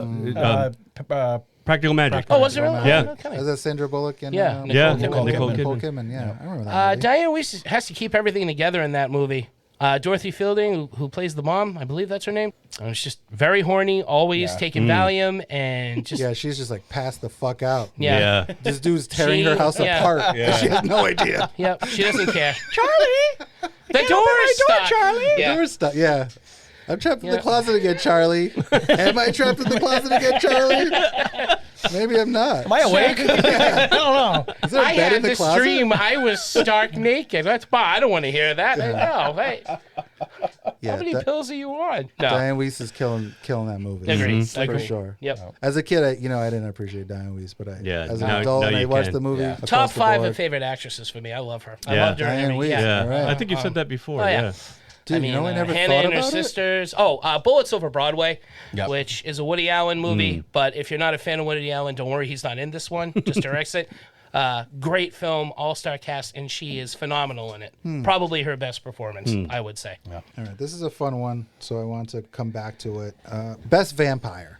Would you guys prefer to match David up against Jerry Dandridge or Max up against Jerry Dandridge? Or both of them up against Jerry Dandridge? Because I couldn't decide. I like David against Jerry Dandridge. Well, Max is the kid. Like, but Yeah. Max the is like... supreme. Yeah. Well, if you're Supreme, matching yeah. head vampire against Yeah. vampire, Head vampire against head technically vampire? it would be Max. I Yeah. mean, actually, Yeah. David would be more David or Ed because they're all. Unfortunately, Max doesn't get Looking much for him. screen time as a vampire, whereas Jerry, you know what you're getting like from the time he shows up on screen. I almost, that maybe it's like the two of them against him. That's why Max is my favorite. Okay. Because of the fact that That is a surprise twist at it's the end? unassuming. He looks like a regular He's a guy. fucking yuppie with those shoulder pads. You would not expect him to be a vampire, whereas, like you said, Jerry, if I was facing Jerry off against just David alone, then I'd say Jerry. He's clearly more powerful. He's stronger. He's got the looks, whatever. I like the whole idea of it makes you think, oh, it could be anybody. Like, anybody could be, And he is pretty terrifying once he turns. Yeah. He's pretty scary. He's got a horrific laugh at one point, and Plus, I love Ed Herman. And if you go back and watch Lost Boys again, knowing what you know, you appreciate his performance Yeah, as Max. absolutely. No, I can definitely see that. I'm still going to go Charlie. I'm going to go Jerry Dandridge, obviously. Of course. I'm a big fan of Chris Sarandon. But I like everything I've seen him in. Good. He's a great actor. I think he's incredibly underrated. I mean, things I've seen him in, not just Humperdinck, but like Dog Day Afternoon, which is a movie I absolutely loved him in. With Al Pacino? With Al Pacino, yeah. I like him in Child's Play. I think he's a great actor. The voice of Jack Skellington. He's that's just right. got Yeah. this very it's a bombastic kind of performance. It gets hammy at times, and he's hammy in Fright Night for sure. Show me how much you love me. It's goofy and it's silly, but when he's just playing himself, and hello, Charlie. His little It's very subtle. His grin, his little smirk. Oh, he's sexy. He Yeah. wins me over. Fantastic. He is a damn fine looking vampire. He really is. And not anybody could rock that outfit and that name. Yeah. That Jerry and Yeah, a the vampire named scarf Jerry. and the Colin Farrell Leather couldn't do trench it. coat. Yeah. Yeah. I like them. I know. I'm liking him now more. I love Colin Farrell. But I didn't like It's a that movie. newfound appreciation. It is. Well, I'll give him some credit. So that's me. Yeah. Yeah, same. Jerry. All the way. Yeah, I go Jerry Jerry Dandridge. because I feel like David and Max as a whole are Jerry. Yeah. Like Max needs David to be this charming, handsome guy to get people into the family. Kids, yeah. Because like him alone, right? He's kind of a dork. It works Yeah. on Diane Weiss because she's an older woman, but she's got kids that can continue Yeah. on the line. So he needs that assistance where Jerry just doing all the work. He just Exactly. needs somebody to pull his coffin around every once in a while. Yep. Yeah. Like he doesn't need Billy Cole, but But he has unless one, it's during so, the daytime yeah. or whatever. Yeah. Yeah. So he's got that guy where Max, he needs David to get those people. Yep. Yeah, Max would look pretty creepy trying to approach teens on the dock. Exactly. Yeah, right. Yeah. Hey, you want to I come mean, down this dark alley? real quick? Yeah. he got Look at a David white van with somehow. candy. Yeah. You have a generous nature. I like that. Right, but you need you need runaways, you need kind of throwaways like David for someone like Max to be able to seduce him into becoming a vampire and then getting the rest of the gang. He's intriguing. But Yeah. there's not enough of him as the vampire. That's the problem. But you know, Jay agrees with you. Max, obviously, for the same reasons too. Yeah. Just he finds him. Unassuming He nature. loves that twist at the end, and he thinks he's very scary, and he just loves that setup. So He you're does not look alone. terrifying when he does. turns. When he finally turns. When he comes around. And he it's does. like, And oh crap! And that's the thing is like when he's not in vampire form, he looks totally harmless. So that's a good split, 3-2 on Jerry Dandridge and David / Max. I think you could be right. Like the Evil Ed / David is probably more on par. And I was just thinking, like, I mean, I gotta essentially, find a way for Corey to be in this, right? Yeah. I guess I could have done like the best Corey, which was the best Corey of the two, but who gives a fuck? Yeah. Right? Feldman. Nobody. They Yeah, both suck. Corey Feldman was a Goonie, He's and trying, he though. fought gremlins. Corey Feldman's trying to do something in this movie. He is. He's trying He to is. do something. He's trying to help. They're both trying. No, to I help. mean as an actor. Oh, as an actor. Like he's Yeah, trying yeah. something He's- out yeah, where this is when he was trying Corey to get Haim this is one. like Corey Haim. You know, he Yeah. Here took I a few am, bumps ladies. and showed up on set. You like my curly hair? I mean, I was in Silver Bullet. That's how Corey Haim that's how he sounds. talks. Yeah. When he's high, Yeah. which is all the time. Yeah, I Rest in know. peace, Corey Haim. Not anymore. He did. Yeah. Yes, he did. Was wrong with it you? I'll around say the you, time he of did. Lost Boys that he had gotten into the drugs, or was it? Oh, I'm sure. He was already. So, I know Corey Feldman got fired from the movie because he showed up high, Really? So and then went back and Begged for his job? Yeah, essentially apologized to Joel Schumacher, and Joel Schumacher was like, "Yeah, you're gonna have your job back. You just can't let that happen again." Yeah. I don't know that he helped him in any other way other than just telling him to stop showing up to stop showing up to work high. But I know I read that definitely happened. I don't know, Yeah. and I think they were kind of around the same time. Yeah. both, you know. Yeah. I feel like they both started young. Yeah, there was like that crew with like Drew Barrymore. I was gonna say, and, were they you hanging know, out like with Drew? those Young, Pretty much. Soleil Moonfry, like that whole gang of like young actresses Soleil. and actors who were all kind of hanging out together. Punker. Spunky. Are Was, you doing Jonathan drugs, Brandis, Spunky? Because all those kids they would all hang out at the Yeah. same Brian spots. Austin Green. Brian Austin Green. Yeah, I was used a- to, there's I a used good to hang over documentary. my friend's house and 90 eat pizza 90s kid. rolls. They did Oh, cocaine. I haven't seen that. 90s Kid on Hulu. It's basically like it's Soleil Moonfry made it. Oh, I that's did right. see that. Yeah. Yeah, Oh, I cool. did All see that. I did She see that. documented Footage of it. everything back Yeah, then. with like Balthazar Getty's in it. Yeah, she was like yeah. Val Kilmer. She always had a video camera in her hand back then. Yeah, that goddamn Val Kilmer. I don't He's amazing. No, he's a jerk. Let's go Lost better Souls. You gotta soundtrack. see Lost Souls. Okay. Better Sorry. soundtrack. No, it's cool. Better soundtrack. I love the music in Fright Night. I love the orchestration. But if we're talking, I mean, because there was a soundtrack made by basically local bands that the crew was a part of. It does not compare to the Lost Boys soundtrack. I'm going Lost Boys soundtrack all the way. Cry Little Sister alone. Yeah. Is enough of that reason, but Echo and the Bunnymen, Yeah. People Are Strange. Yep. The greased up sax Solidified. player. Still Greased believe, up, yeah.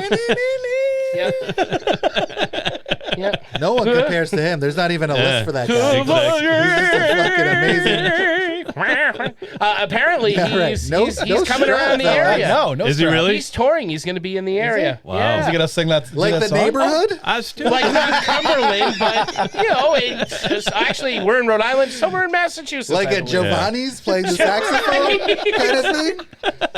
Oh, can you Like imagine? making meatball sandwiches? That's locking Is in that where there. he's gonna be? And that's where he is. Of course, he's gonna play that He's song. eating meatball Sammy? Does he have another song? I'm sure he does. Imagine him doing going on tour and not Not playing doing that that. song. People He would wouldn't be make so it out upset. alive. Oh my god. Who knows? The only other thing I've ever seen him in is, you ever see Tap with Gregory Hines? Yeah. Gregory Hines, Savion Glover, and Sammy Davis Jr. It's like 3 generations of tap dancers. Oh, that's cool. And he's trying to bring tap back. And the saxophone guy's idea is like to hook up these microphones into the tap shoes to make different sounds. And it's going to be this cool new thing. See, he was a innovator. innovator. Yeah. Sure. And Gregory Hines is a cat burglar. with he tap also dances. toured with Whitney Houston. He was her saxophone. Yeah, he was a I learned that saxophonist. today. I think Tina I Turner think I too. put this. Yeah. I think I put this on our Facebook page a long time ago, but it was a meme of Mulder in his office. And instead of the "I want to believe" poster, it said "I still believe," and it was the greased up sax player instead of the UFO. And he's leaning back in his chair and looking at it. As well he should. That man is dynamite. Absolutely. Yeah. Are we agreed all around Across that the one? board, Lost Boys had the better soundtrack. Jay said Lost Boys, obviously. Soundtrack kicks ass. Better effects. Who's got the better effects? Fright Night. I'm going with Fright Night. Yeah? Yeah. Fright Night. That you can't beat that. Yeah. Those vampire shark teeth, as impractical and hard to close as they are. Yeah, for and shock just value. the whole Evil Ed transformation. Oh, yeah. You know, Yeah. Oh, that's true. Yeah. You know what? I was gonna say Lost Boys, but yeah, the Evil Ed. yeah, transformation, and that's even fun. Jerry Dandridge has that vampire bat looking thing at the end. You know, and when like that green when flame. Charlie pulls down the last of the boards, Yeah. and that shot of sun just goes right in flings his him face against the wall, and he's those effects are awesome. They're practical and I think they hold up pretty well. Lost Boys has its share, they look really cool and it's got some blood splatter, but the makeup in of the vampires, like after they turn into vampires, reminds me a lot of Angel and Buffy the Vampire Slayer. I think they the forehead exactly Right. they look a little like Klingonish, but the vampires progress, right? Evil Ed, when he confronts Roddy McDowell, Yes. Hey, let me in. There's a vampire out there. You still just got the fangs. That's it. Yeah. By the end of that scene, he's all shark Oh, mouth yeah. and Yeah. context. Like they Amanda morph. Burst too. Yeah. Like her Amanda face Pierce, gets same fucking thing. crazy. Yep. Oh, that mouth so good, it's on the cover. Yep. So And it wasn't good. supposed to be. It's just a great, just seeing that for the Yeah. first time. I've never seen a vampire look like that. No. And I still I've seen stretchy CGI mouth vampires. Yeah. And they look like shit. Yeah. I mean, this mouth is impractical. They can't close, but it's great to look at. Yes. Yeah. So At that's least you just can't me. see their mouths behind the mouth. Yeah. That's just me. Rawhead Yeah. Reds. That's true.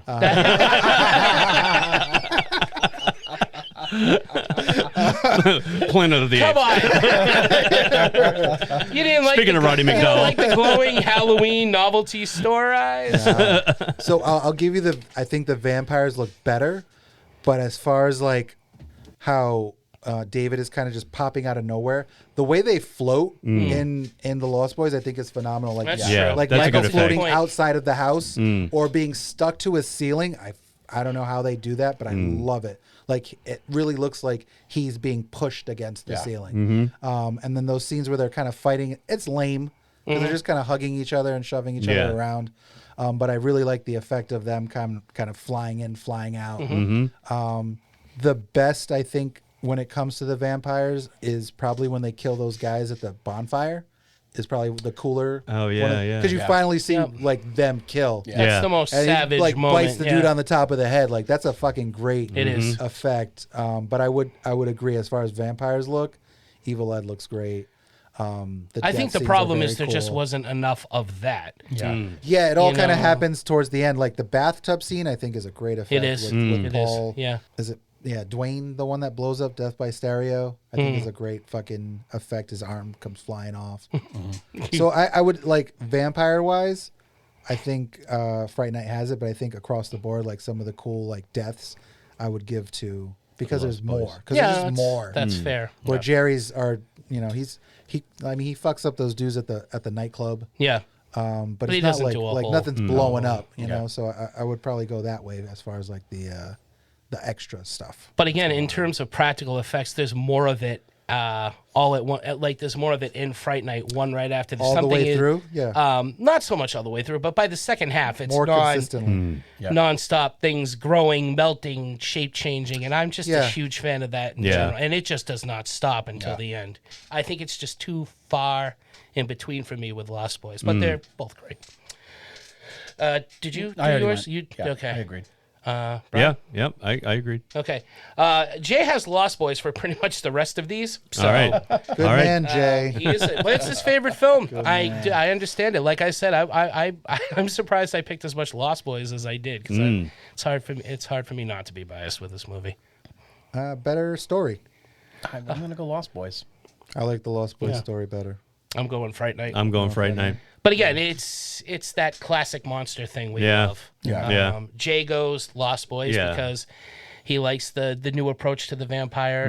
He prefers the new lore. It's different. It brings vampires out of the Gothic castles into the contemporary, or then contemporary times. And I get why. It is a compelling story, but being a fan of just the classics, that's why I prefer Fright Night to Same begin here. with. Yeah, same here. I guess it's more in my again, it's in my wheelhouse of that style of film. Yeah. And the characters, not so much Sam, but Michael is a very compelling. David is a very compelling character, and like even they flesh out the mom. Like Diane Weiss is a really interesting character in this. She film. really is, and she has an interesting story from the history all the way up until they get to that point. So I would because go... the mom in Fright Night kind of disappears after a while. Well, she's working the night shift and she's just gone. By the second act, she's not even in the movie. Yeah. I will say, Lost Boys on a whole, most of their characters are fleshed out better. They have more layers to them, and they are more interesting. Fright Night, you have your Van Helsing, you have your Dracula, and you have your Renfield, basically. Yeah. But that's about it. The other kids aren't that interesting. They do good stuff, but you got Jonathan and Mina. Yeah, right? You get your Jonathan, you got your Mina. Yeah. I mean, it does harken back to those old movies that I love. But in terms of new characters and new ideas, the characters in Lost Boys are more interesting, especially the mom, the grandfather. The grandfather ends up with the greatest. He's got the last laugh in that movie. He does. And I want to know what the hell happened. And it's not explained. And that pisses me off. He's a prick. Yeah. Said not a damn thing. So I already went. Yeah, we were split on this one. Split on this. Okay. Yep. Yeah. All right. Ending. Who's got the better ending? I'm going Lost Boys again because of that twist at the end with Max and and Grandpa. That Grandpa. Yeah. So never could stand. Jay went Lost Boys. Obviously the ending, but he had a problem with the ending. Oh yeah. He had a problem with Grandpa. How did he know where? He had to, even as a kid. He said this always bothered me. How did Grandpa know where to? Aim that stake. Who's to say Mom wasn't going to be right in front of that wall? Exactly. It's kind of reckless, and he got lucky. He was like, no. He was like, I'm going to throw Michael the alley-oop, and Michael's going to slam dunk this bitch right through the stake. That's Chubbs and Teen Wolf. That's Chubbs and Scott and Teen Wolf. The alley-oop, man. Yeah. I think that every time I watch it, too. I'm like, this motherfucker just drove backwards through his house? That's hilarious. With enough force that... I honestly don't think he meant to. Out. Yeah, right. Yeah, right. I think he was trying to go to the store, and he actually right. He was going to the Widow Johnson's house. His medication wore off. He forgot to put his not Zinfandel. What the hell is it? He uses Windex. Oh yeah. Zinfandel. He doused himself with fucking wine. Well, who knows what happens when he gets to the Widow Johnson's house? Oh, I'll tell you. They stuff animals. They stuff animals. Not just peepers, man. He comes back. Yeah, he stuffs the Widow Johnson. He comes back with a fucking squirrel. Yeah. Nice beaver. That's a nice. Thanks, I'm having it stuffed. It's a nice gag, but when. In Fright Night, when they're back in the bed, and even on the TV, the movie they're watching, you can hear the characters say, well, we're back at the beginning. It's a very meta kind of moment. And when he walks by that window and the eyes gleam real quick. And you hear Evil Ed laughing. And then ending on, oh, you're so cool, Brewster. Yeah. You can't top that. For me, you can't. Yeah. It's so much fun. I like it because it's almost like a video game. You've got Charlie and you've got Peter Vincent, and they're going up against Jerry, and they think they've got him beat. Yeah. When the sunlight comes through, and he's like, "Look over your shoulder. You're out of time, Mr. Dandridge." Yeah. And Jerry panics, and they think they've got him beat because the sun's coming up, but he retreats, and then they have to fight him all over again. It's like the second boss battle. He rests for a little bit. He gets his strength, and then Charlie figures out, I got to break the windows down here. And it's like fighting Cooper's kids. Exactly. Now, final boss. If that movie had ended with the happy music and they all embraced at the end, and that was the end of the movie, Lost Boys all the way. Yeah. Because the Lost Boys ending and the line, all the damn bit is awesome. Yep. Yeah. I will not argue anybody that chooses it, but that little hook ending after, and Peter with something still in the house. Peter gets his job back. Yeah, it's just that cheesy kind of 80s love. Oh yeah, that I love. Yeah. You can't beat it for me. Yep. I gotta go Lost Boys. every time You I like watch it, I'm just Reckless like, Grandpa. I'm like, what the fuck does he know? I need to know what he knows. Yeah. I need to know what he saw, what he did. Yeah. Yeah. What happened to the They- widow they- Johnson? But that I kind think of they pisses needed, me off. they needed a prequel with the grandpa as a young man, As like a young finding man? out that this town was full of vampires. And then he just gave up. I would love to see that. Yeah. I would. Yeah. Like, he just gave- became was like "Fuck it, Obi-Wan. I He's give like, up." fuck it. You know, I'm Yeah. giving up the Too force. many of them. There's too many. So Jay and I were talking about if we could have our way, we would have a series of the Frog Brothers and because the Frog Brothers and the grandfather seem to be the only three that know vampires actually exist. Yeah. And I was telling Jay about the From Dusk Till Dawn series, which is that recasted. Oh, I started watching very that. effective, Yeah, and I was not like, bad. I would love to see that kind of method used with the Frog Brothers and somehow have it tie into the grandfather. Yeah. Like what do they know? Do they know each other? Like, Yeah. because this guy knows what's going on. Yeah, just them. Everybody else is just missing, but you got two kids that know that they're vampires. Yeah. And Grandpa definitely knows, but he doesn't fucking I tell wouldn't care anybody. if you obviously got to recast it, but if it's a good recast, I'm all they Then it'll recasted work. everybody from Dusk Till Dawn, and Yeah. the recasting was great. So Yeah. I would started say that show and fell off, but I liked it. It is good. I Yeah. liked what I saw. It was very well done. I was surprised. I thought it was the dumbest idea because I'm a huge fan of that movie, but the talent that they got for it was great. This is a fun one. I don't know if everyone's seen all of them, but better sequels. I haven't seen any of them. No. Any of them. You never saw Fright either. Night 2? I saw Fright Night 2. I saw We Fright watched that Night too. recently. Yeah. I'm gonna go Fright Night 2. The Lost Boys sequels are awful. I've Yeah. only seen one of the Lost Yeah. Boys sequels. Yeah, and it I've was never seen any of the fucking Lost Boys sequels, Just so- garbage. Yeah. The Tribe. I would right? go Fright The Night too. Tribe Yep. and Something else. And there's no remake. Oh, well, they're kind of. There's a sequel to the remake. There's a sequel to the yeah, remake, which which I is still kind have of to a see. which is kind of a remake of the remake. Oh, it's so stupid. Wow, Fright is it? Night, the Really? Fright Night sequel remake is actually like because there's a Jerry It's a girl, Dandridge, right? but she plays Jerry Dandridge. Oh. Evil Ed is in it. Brewster is in it. Amy Oh. is in it. Yeah. they Instead go- of Jerry with a J, it's Jerry with a G. Man, Is I it don't- Geraldine? Geraldine Brewster? Dandridge. Yeah. It's my mom's name. It takes place in like Europe. my I saw mom, the vampire. The Tribe, which was terrible. Yeah, and that I was never saw the awful. one after that. Was that the one where they had that cover for Cry Little Sister, which was garbage within Oh, itself? maybe. Yeah. Oh yeah. They definitely did. Yeah. They definitely did. Yeah, unneeded. All right. So Too little, too late. So it was like zeros across the board, right? They all sucked. Um, Oh no, we're going. Jay Fright says Night Fright 2. Night. Fright Oh no, Night. you know what? Yeah, Jay yeah, said I like he Fright had Night never 2, seen actually. Fright Night 2, so but he did not like the Lost Boys sequel. Okay. So he couldn't weigh in on this one. I would have loved, like growing up after I saw that movie, I would have loved a sequel to that movie. Well, the goal was to Lost Girls.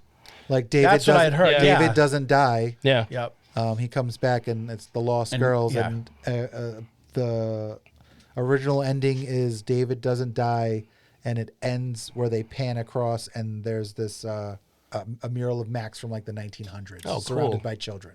Oh, wow. That's awesome. Right, like that's how he created his empire or whatever. But they scrapped it. And there was still, some hope that It would be revived. they would do it. I think Joe Schumacher tried to do it for like years, and that just never happened. So so he put nipples on Batman instead. If you have a calling in life, you've got to fulfill it. Better movie poster. Fright Night. Fright Night. Fright Night. I'm gonna go Fright Night 2, but I'm gonna give a shout out to Lost Boys because they invented that shit that Scream and everybody else started doing with the fucking Agreed. pretty people on the cover. Yeah. It's a nice poster. It is a That very nice poster. The font is cool with the red line and the Lost Boys. Yeah. It's very cool. But Fright Night, like artistically, is Fright Night, a phenomenal cover. like that phenomenal image poster. was one of those first horror images that I had. Same. Yeah. From going to the video store and like walking by just Yeah. passing by the horror movies. It's iconic. yeah. It is. See, even right now, I'm having a tough time picturing the Lost Boys Lost poster, Boys? Yeah. where I can vividly Can see you? them. Is Sam in the poster? Is Sam in the poster? Yeah. No. No, I don't know it's who's in the okay. poster. No, he's just He just isn't. not. I'm just wondering if anybody can remember. No. I He know, is. I- I know he's not, and the Frog Brothers aren't. It's just all the vampires. right. With Laddie. Laddie's and in there too, Laddie's right? in it. David, Michael, Starr. I remember being a kid seeing that cover and thinking it was cool and thinking, oh, these vampires look awesome to hang out with. Yeah. But the Fright Night poster is a work of art. It's beautiful. Yeah. There's no competition. Now, Jay said if you're comparing the original poster of Lost Boys to Fright Night. Well, the title of Fright Night is pretty, standard, but that image is very you don't know what to get because it's such a surreal looking image. Lost Boys, you kind of figure out what you're going to get. more so with that poster. It's a lineup of cool-looking vampires, and they want to make you one of them. That's essentially it. I want Both to be cool. one of them. Yeah. What was of the course. tagline? It was like a sleep all day, party all Sleep night. all day, Yeah. party all night, never grow die. old, never die. Yeah. It's fun to be a vampire. Yeah. It's And fun in to that be a movie, it vampire. is. It does look like fun to be a vampire. You can turn noodles into worms and rice into maggots. Yeah. How fun is that shit? Oh, another cool effect. Apparently, maggots don't like to move. So the way they got them to move was to pour lemon juice on them. Oh, no kidding. That was the wow. only way they could get them to wiggle around. I didn't know that. Because they won't like do anything unless they're like feeding on something. Huh. Otherwise, it's just that, which is disgusting. Yeah. that is it is. I just know there are people who spend their life, their career, wrangling maggots. They're maggot wranglers for movies and studios. That is their entire profession. 9 to 5 every day. Well, they just hang have out at to trash wrangle cans and maggots. Vats of maggots. And vats, man. Like at a fly farm. Yeah, That's it's a maggot disgusting. farm. It's oh god, that's horrible. that always grossed me out. Oh, living James the dream, Bond man. fan and Just living the License to dream. Kill. Someone's got to do it, right? the Jerry? maggots, all the fucking dopes hidden under the maggots, and he sticks his hand in it. Disgusting. Oh, I fucking hate maggots. Yeah. Sorry, No, that's all right. Better lore. Which has got the best vampire lore? I'm still going classic Fright Night. Yeah. Yeah. I think so too. I mean, I love all the tropes of the. Yeah. Yeah. I love Lost Boys Because but they test them out. you know, They test Jerry. You know, yeah, by the holy using water, yeah, the crosses, the putting exactly. the two stakes together to make a cross. Yeah. You just can't be. That's just timeless. Lost Boys is more contemporary. Yeah. They kind of do away with a lot of that. I've never been a fan of that in really any modern vampire stuff. I got to have the crosses. I've got to have. And we touched on it before the too. mirrors. Fright Night has the best "Let Me In" scene. That's you true. know? Yeah. Yep. I What's got the matter, Shirley? Scared? Sorry. No, it's cool. See, I'm going you got me Fright started. Night too, and because I love the idea. If my second favorite trope would be, you have to believe for the cross to work. Yeah. Otherwise, have what yeah. the fuck? Just like holding it up is so fucking cheesy to Yeah. me. Yeah. But the idea that like if you don't believe this doesn't work, then you're just holding a stick in your hand. Yeah. Yeah. What's the point? One thing I always dislike though is the hammer with the stake, the mallet with the stake. I just who's got the time? who's got the time? Think of all the shit you have to carry around. I know. That Yep. box is so funny. I love it. Yeah, it's so awkward. It is. It's so funny. It is. And, It you know, the hampers Frog your Brothers are a movements little, for sure. but Yeah. I fail to believe that the Frog Brother, that fucking Corey Feldman is able to stake Marco with that fucking thick ass stake with the fucking pyramid point. It's not even filed down. It's Yep. just like a point like that. He's no way. But yeah, you got to believe for it to work was always That is a always nice one touch of to my it. favorite tropes. Yeah. Yeah, it's like when we were watching Dracula Has Risen from the Grave last night. Yeah. And Hammer was fucking with the lore last night too, because how many times have they staked vampires in the movie and that was it in other movies? But in this one, they say you have to pray over him or he won't die. Oh, and every now and the kid then who's the atheist is going, they I'm throw not it, going to yeah. do it. You do it. You're the priest. You do it. Where the hell did the crossing running water come into Yeah, play? yeah, It Oh, that exactly. was another one. Like, can it cross Yeah. water? You can't that cross I was running thinking water? about. Yeah. Like, so do I have to just pee? And Yeah, I know. Can he cross Yeah. a pee stream? Yeah. Do it. Like, Well, in one of the Hammer movies, was Dracula AD 72. They kill the vampire in the shower. Remember they push him in the shower and they run the shower over him. is that the one? I think it's either Oh, that one or God. it's the Satanic Rites of Dracula. go It's one of the back more and the modern Oh ones. man, Dracula AD. That's yeah, a riot. it Oh, is. I like that. Yeah. That's a riot. I like that idea. Well, I Yeah. think we're Pour doing that water one over for our him? series. Hey, maybe we so will. you guys are I in love for a that treat. idea. Yeah. Yeah, but I remember seeing that one. That almost made my like. You can't cross running water. That's fucking hilarious. Yeah. Johnny Alucard. Remember that was his name, Johnny Alucard. Yep. Oh, that. Ooh, you think Alucard. he's evil? Hey, Sean from Monster Squad, you want to come break this code for me? Exactly. But then like they don't even have all. They have the tropes that they think are tropes. Right? They think garlic works. It doesn't. Yeah. Sunlight doesn't.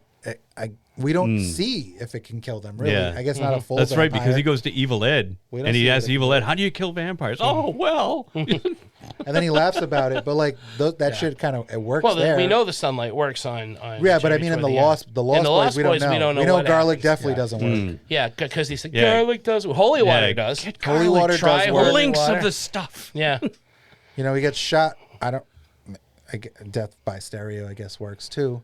He doesn't grow back, right? Dwayne doesn't grow back together. But No. I Death by stereo. That's a great line. You gotta believe. Oh, you know what I was thinking about earlier with the effects, and I think about our boy Batman, Robert Pattinson. Yeah.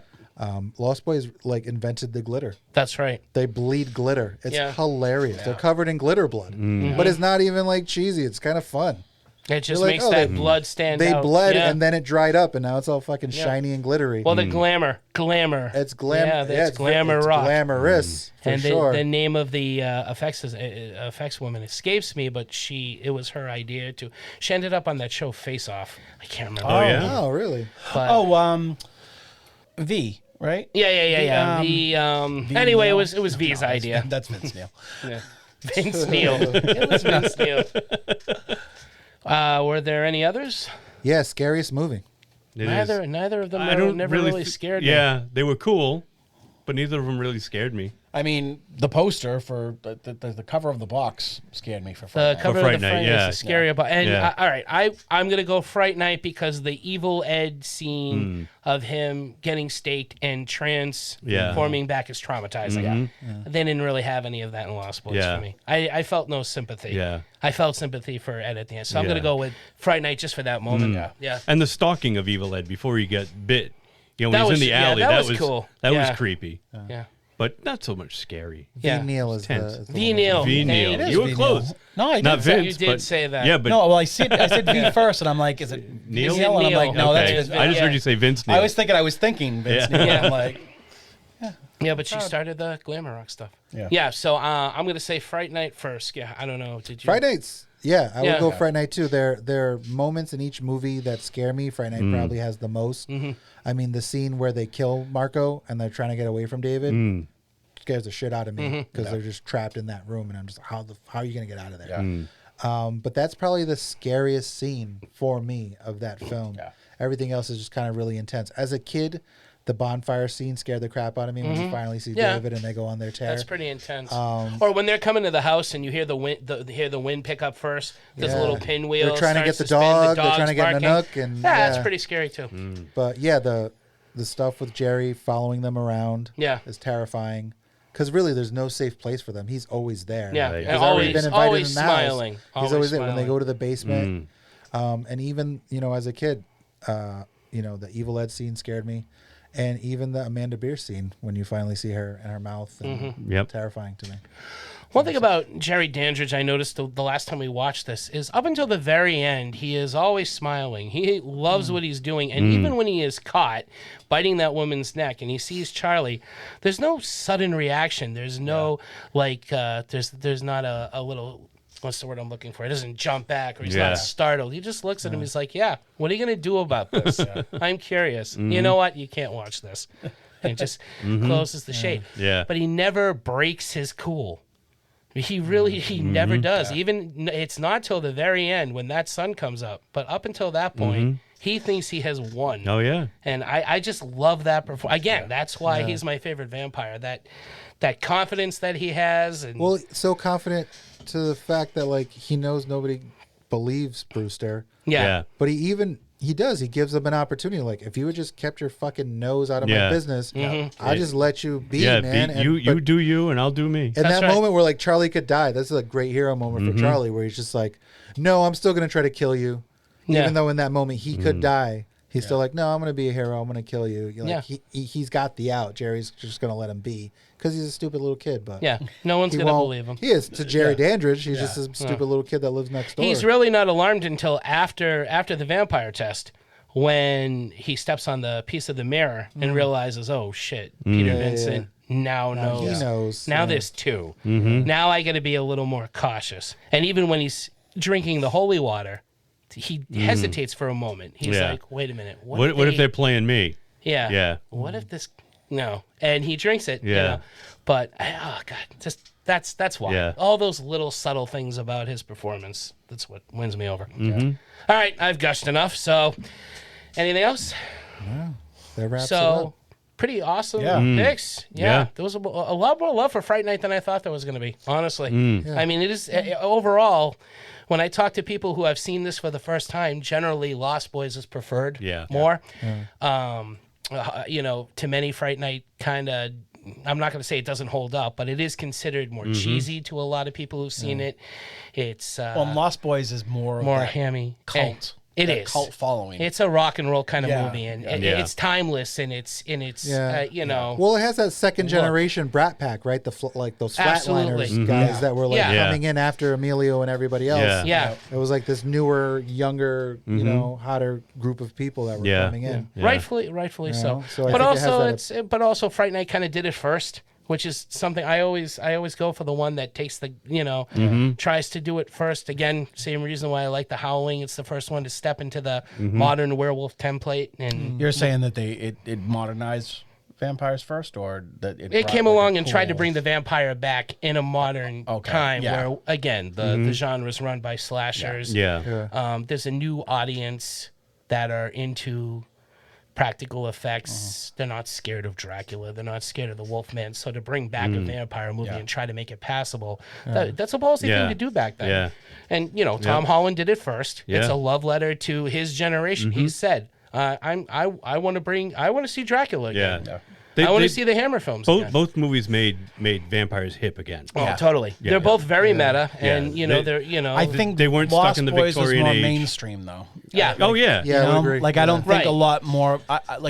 More people have probably seen Lost Boys than have seen Fright Night. Absolutely. Yeah. They'll have seen Fright Night probably later in life. Yeah. Whereas Lost Boys was like, I went. And went to the Fright Night's theaters. cool I because agree. it kind of walks that line. Yeah. Where it's like it's a modern vampire movie, but it's so much rooted in like the Hammer era. Where Peter Vincent is, supposed to be Peter Cushing. And it takes a lot from that. It borrows heavily from the Hammer. Whereas movies. Lost Boys, like you said, it's a rock and roll movie. It is, and it's new. It's very much it's like very the, fresh. It's like the Young Gun movies. And, Yeah. you know, Right, like right. You you're have that taking crew of genre. guys that Yeah. were coming Yeah. out, and Yeah. they It does- try to do it with the Yep. Western too. That's right? true, Derek. Very good. know what I mean? Yeah, Yeah. it is a Magnificent Seven. It is a wild bunch of a movie. Sure. Yeah, that's true. I almost think that Fright Night is kind of a true test of how much you like vampire movies. I think Because everybody, like my sisters have seen The Lost Boys, Yeah. but they've never seen Fright Night. Yeah. And they like The Lost Boys, but I wouldn't say they were vampire fans. Yeah. Like I think if you like vampires and you lived in that time, it's one of those movies, kind of like Near Dark, where it's like you have to have seen it. You have to have seen Fright Night. Yeah. Whether you like it better than Lost Boys or not, it's almost like a seal of approval. Yeah. Like you could have that conversation. A about rite of vampire. passage. Yeah. Right. Yeah. Oh no, this guy likes 80s vampire movies or Yeah. likes the genre of the vampire, you know. Yep. They're both fun movies. Yeah. They're both very fun movies. They're both also tonally different.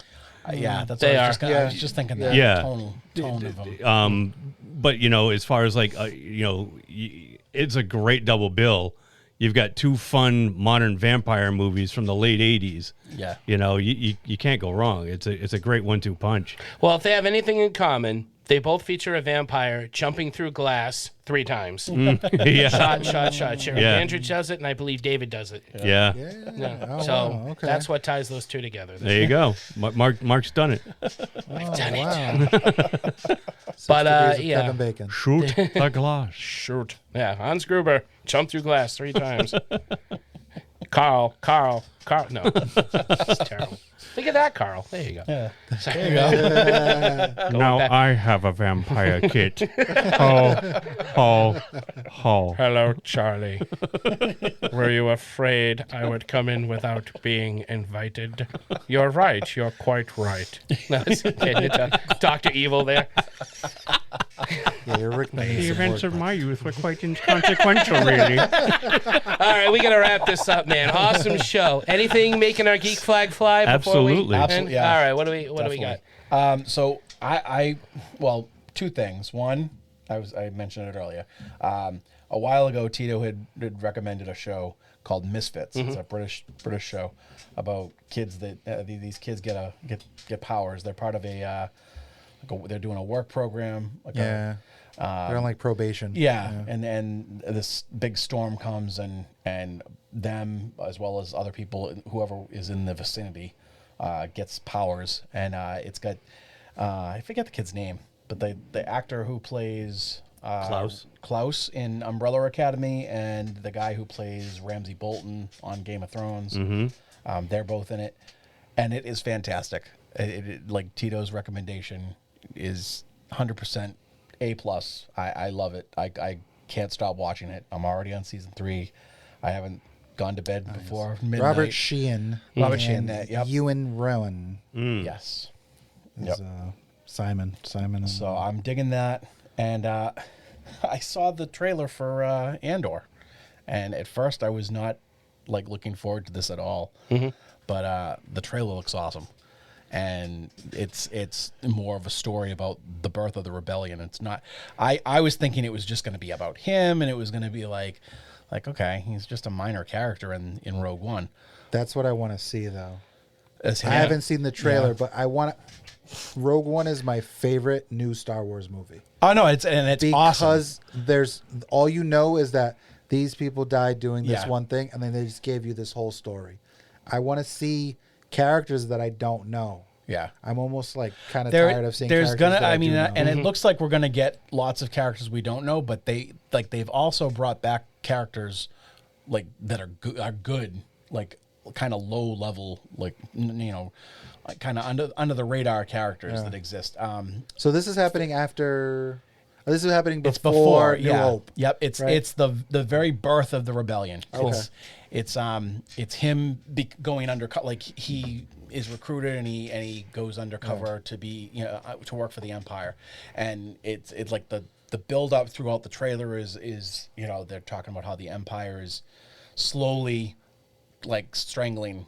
Like it's a very slow moving, but like it's clear what they're doing. And he's got some Han Solo like attributes, but yeah, that doesn't Diego bother Luna. me. I think he does a good job. Forrest Whitaker comes back. He's I liked him. Yeah, I liked him. And who is I always forget her name. The redhead, the leader of the rebellion. Mon Mothma. Mon Mothma. Yeah. She's in it. Yeah. Oh, nice. She looks badass. Yeah. Like Is that the like a mini, younger is that version the of mini her? Boffins Yeah, the one that died? says Many Bothans died. Yeah. And whoever And the she actress was- is that plays her now looks exactly like the actress they Yeah. had back in '83. Like Oh, the cool. casting Yes. for it Awesome. was Yeah. perfect. Okay, so that I like. It's a character that it's you the know same- but don't. Yes. know. Yeah. That It's sounds the good. same one that was in Rogue One, and she like but it's before the white dress. Right. It's her as like whatever she was before. Yeah. And We'll find out. And she's just like, she has like an awesome line in the trailer. It sold me on it. I was not looking forward to this. I probably would have watched it probably for the show. Yeah.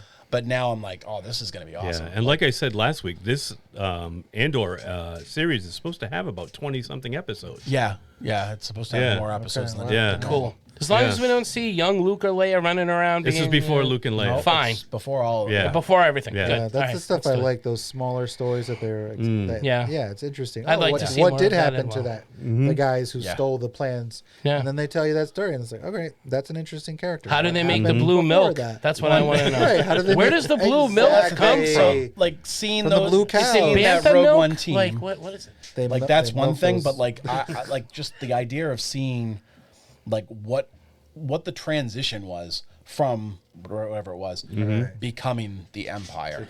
And Palpatine, like, the end of Revenge of the Sith, like, all right, how is he gonna fool all the people after this? And it looks like it's gonna be awesome. So I'm excited. Palpatine. Kind of love him. Excellent. Good picks. Good, Anakin. What do you got, Brian? All right. I'm going with a podcast that I discovered a couple of weeks ago. It's 9 episodes. It's called Download, and it's spelled down DOWNLOW.D. And it's the rise and fall of Harry Knowles and Ain't It Cool News. It's written and narrated by a guy named Joe Scott, and he put a lot into this. Like I said, it's 9 episodes, and it's a really deep dive into the website and Harry Knowles, who started it, and his troubles that he got into later on. And it also goes into like some of the stuff where it was almost like he was being courted by some studios for favorable reviews. Oh, yeah. Interesting. Yeah. Oh, wow.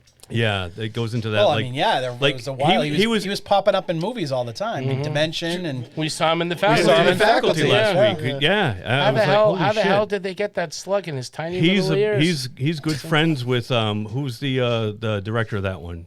Robert Rodriguez. Robert Rodriguez. They're good because they grew up near each other. They're there you both go. from Texas, so that's how he knows him. And through the and it goes into all that too. Yeah. And he is infamous for his review of the the 97 Godzilla movie.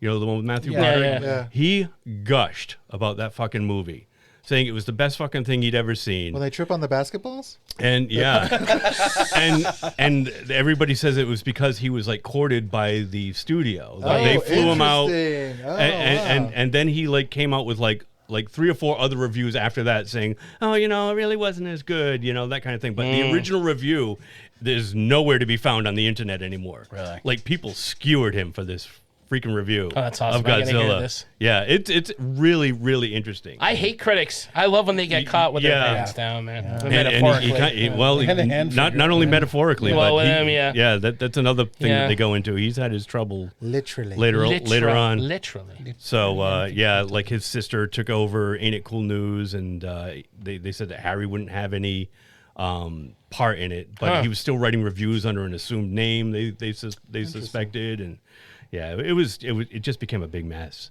It was just a big mess. But at the beginning, it was a powerhouse website when the internet was first, coming into its own. The big movie website. Yeah. Everybody fans. turned to it. Like we watched The Faculty last week. Yeah.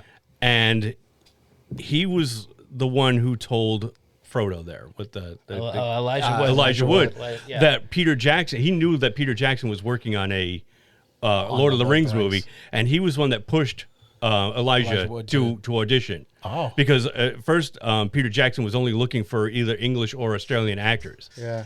And he pushed him, and he got the part, but it was because of Elijah Harry. Wood in that movie. I like despise him in that movie. I did too. I love all 3 of those films, but I despise him. I hate hobbits in general. My buddy Paul is going up to the Boston Comic-Con next month, I think, and all 4 of them are going to be there. Oh, is it like Fan Expo? It might be Fan Expo. Yeah. And, really? They are doing Elijah. reunion. Yeah, Elijah I like and Sean Astin. I thought Sean Astin was good. I like Billy Boyd. Yep. I thought Mary and Pippin were really fun characters. Yeah. Elijah Wood just fucking really. He's a weird kid. He really is. He always has been. He's great in Sin City, though. He is great in Sin City. Kevin. And he's got a great appreciation for horror movies. Yeah, totally. But his appreciation for horror and horror films, I got to give him some props for that. Yeah. So that was what was making my geek flag fly, and I also got to see Nope. Yeah, me too. Yeah. Oh, you did? I did. My daughter Quinn has been dying to see that movie since we saw the trailer before Doctor Strange back in May. And she says, when's that movie coming out? I said, it's not till the end of July. So she's been waiting all summer. She did. She said it wasn't what she was expecting. It wasn't as scary as I thought it was going to be, but there were some moments. I liked the quote unquote twist. Yeah. Because somebody had described the movie to me in a certain way, and I'm like, oh, this sounds weird. How are they going to pull that off? And then after I watched the movie, I'm like, that's exactly what it is. Yeah. It's exactly what it is. Jaws meets Close Encounters. Oh, yeah. Yeah. I can see that. Interesting. Yeah, I definitely want to check it out. Yeah, it's worth it. What about you? I haven't seen anything really new lately. We're doing Predator for the next Monster Serial. Mm-hmm. I had watched Predator 2 like the week before. We were texting because I was in the mood to see Danny Glover fight the Predator. And then I watched Predators, right? The Robert Rodriguez one. Oh, yeah. And I actually liked it more than when I first saw it in the theaters. Yeah. And what I am looking forward to at the end of the week, Prey is coming out. Right. And it's getting real good reviews. Cool. Yeah. Yeah. I've read a lot of really good reviews. It's going to be on Hulu on Friday. And I'm looking forward to that. Yeah, I've been on it was interesting that you picked that movie. Yeah. My next pick was going to be Predator 2. Oh, there we go. Because I was like, I fucking love that movie. It's a great movie. Yeah. We should just do a double I love Predator. 2. We should do Predator then Predator 2. Aaron won't care. Yeah. I've been ruining my wife's life. Watching Predator at like 11 o'clock. Oh, I just volume up, volume down, volume up. I do that all the time. That's why I watch TV down here. I just don't want to. I could go to the living room, but there's no fun in that. Oh, I do that. That's where I go. I want to make her miserable. Yeah, exactly. We have wives so we can torture them. And that is love right there. To be that loud? That's marriage. Oh, you know what else? I finished Invincible. I waited a really long time. I finally saw it. I thought the end was really, really lame. Wow. I love the show right up until the end, and I was like, oh, that's how you're going to end it. I don't know if you guys have seen it. I have, and I don't remember how it ended because it's been so long. There's a lot of setup to what could be these really cool villains. Yeah.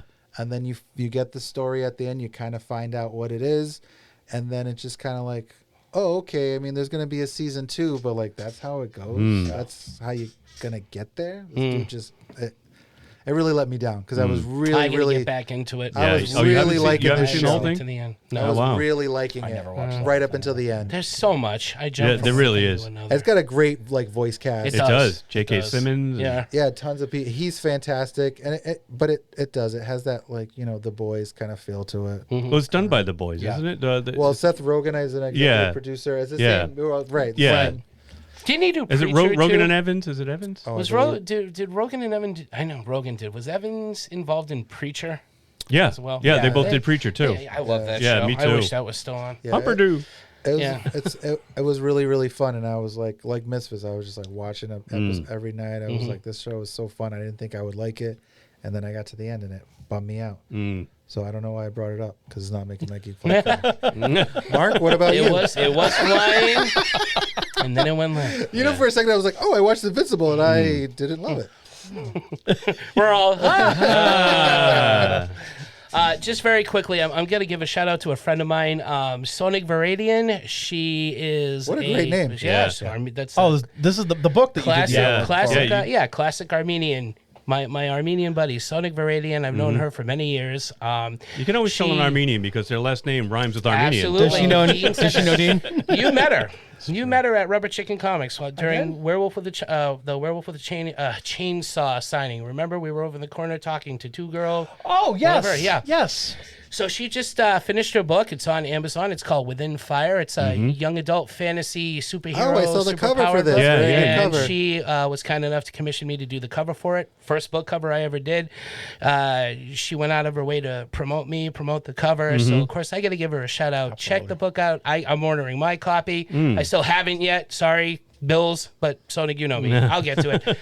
But, check it out. It's available on Amazon, and sounds like a great read. So congrats, Sonic. Very proud of you. We go way back, and we've been trying to get books and comics and projects just going for so long. We'll have to link it to our Facebook page. Just want to give her a shout out. Yeah, absolutely. That's so, awesome. Nice. And that's pretty much it. Cool. Awesome. All right, cool.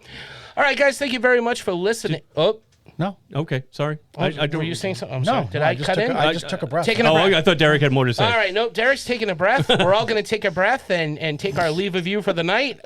If you want to listen to us breathe and talk in any other episodes, Brian, where can they go? They can go to www.3gdpodcast.com. That's www.3gdpodcast.com. There you'll find all of our episodes, all of our past episodes, one-click buttons where you can subscribe to us to the podcast platform of your choice. You will also find our email links where you can rate and review the show. Also, we have, I keep forgetting to remind people that we also have a Ko-fi page on our website where if you really like listening to us and you want to help support the show, you can make a small donation. It goes to, it'll help keep the show going.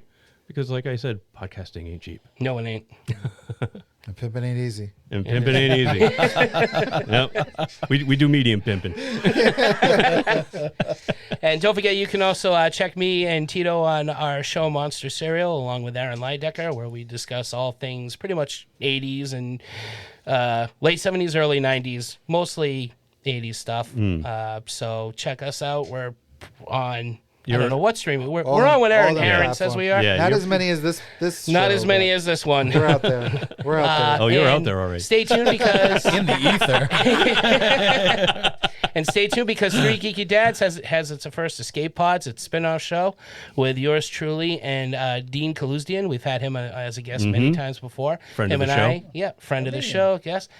Another Armenian. Mhm. Yeah. I understand. And we have a show called Dean and Mark's Obscure Adventure. Ha! It's as fun as it sounds. We do a double feature of obscure movies. Movies that I will make Tito watch, and he will just become less of a friend each. You'll see less and less of Tito on this These show. are movies Tito will not watch. That was going to be the alternate title. Movies Tito won't watch. Tito rejected Tito would this. never watch. So check that out. That'll be up soon, and hopefully we have a lot more escape pods. Boys, get cracking, man. Yeah. Stop having a life. Go podcast more. Be like me and have just 9 to explain fucking it podcasts. a little bit. The escape pod is something that we were kicking around before the holidays. We finally got around to getting it off the ground. It's just going to be an extra episode put out. It's kind of like a breakout episode where any of us could talk to. Have whatever guests we want on. We could, instead of the 4 of us, it might just be the 2 of us who want to get together and talk about something that the other guys might not be interested in as much as we are. And that's basically what it is. So it's just kind of like a little breakout episode, and we hope that you guys listen and enjoy because it's looking to be a lot of fun. Absolutely. And thank you for listening and enjoying this show as always. So until next time, I am Mark. I'm Derek. I'm Brian. And I'm Tito. And good night, and keep watching the skies because there are vampires flying around up there. And they is sexy. Or scary, whatever you want. Oh, yeah. A little bit of both. Millions of bats. Good night, good luck, good riddance.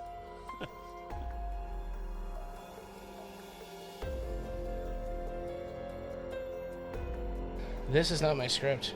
I'm not going to read my resume on the fucking podcast. That would be I am epic. prompt, hardworking, and diligent. That would be epic. I have an excellent work ethic and I'm well organized. And very Special detail-oriented. skills, drawing, Except when it comes to podcasting, charges for my laptop. Or files. dealing with Jared. All right, you know what?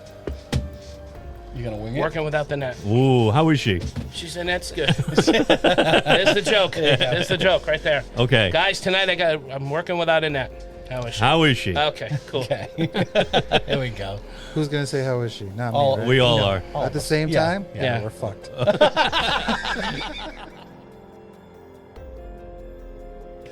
All right. Ready? I'm ready. Oh yeah, I start this joke, don't I? Clearly, I'm not ready. Why would you do that? Well, we intro It's typically, funny. right? It wouldn't be funny if you weren't drinking. No, we do the We dad intro joke. music. Oh, dad Yeah, joke we first, get the then dad joke. oh Yeah. yeah, dad joke. What's the oh how is she? I got Yeah. it. Yeah. Okay, ready? Well, once again, my laptop has shit the bed, boys. I'm gonna have to work without a net. How is she? I hate you guys. No, why did you why did you Take that out. Take 2. All No, right. cut that out. Here we go. Cut that out. I'll see which one works better. I think Here I we go. added do, a it, couple, do it again. I think I added an extra word. Too many words? No, I think I added more words. All you have to say I is think how I said, is "Oh, she? how is she?" Oh, you added an Yeah, I was like, you, yeah. you got How greedy. is she? How you is got she? greedy. Okay, I'm sorry. All right. I did. Yum.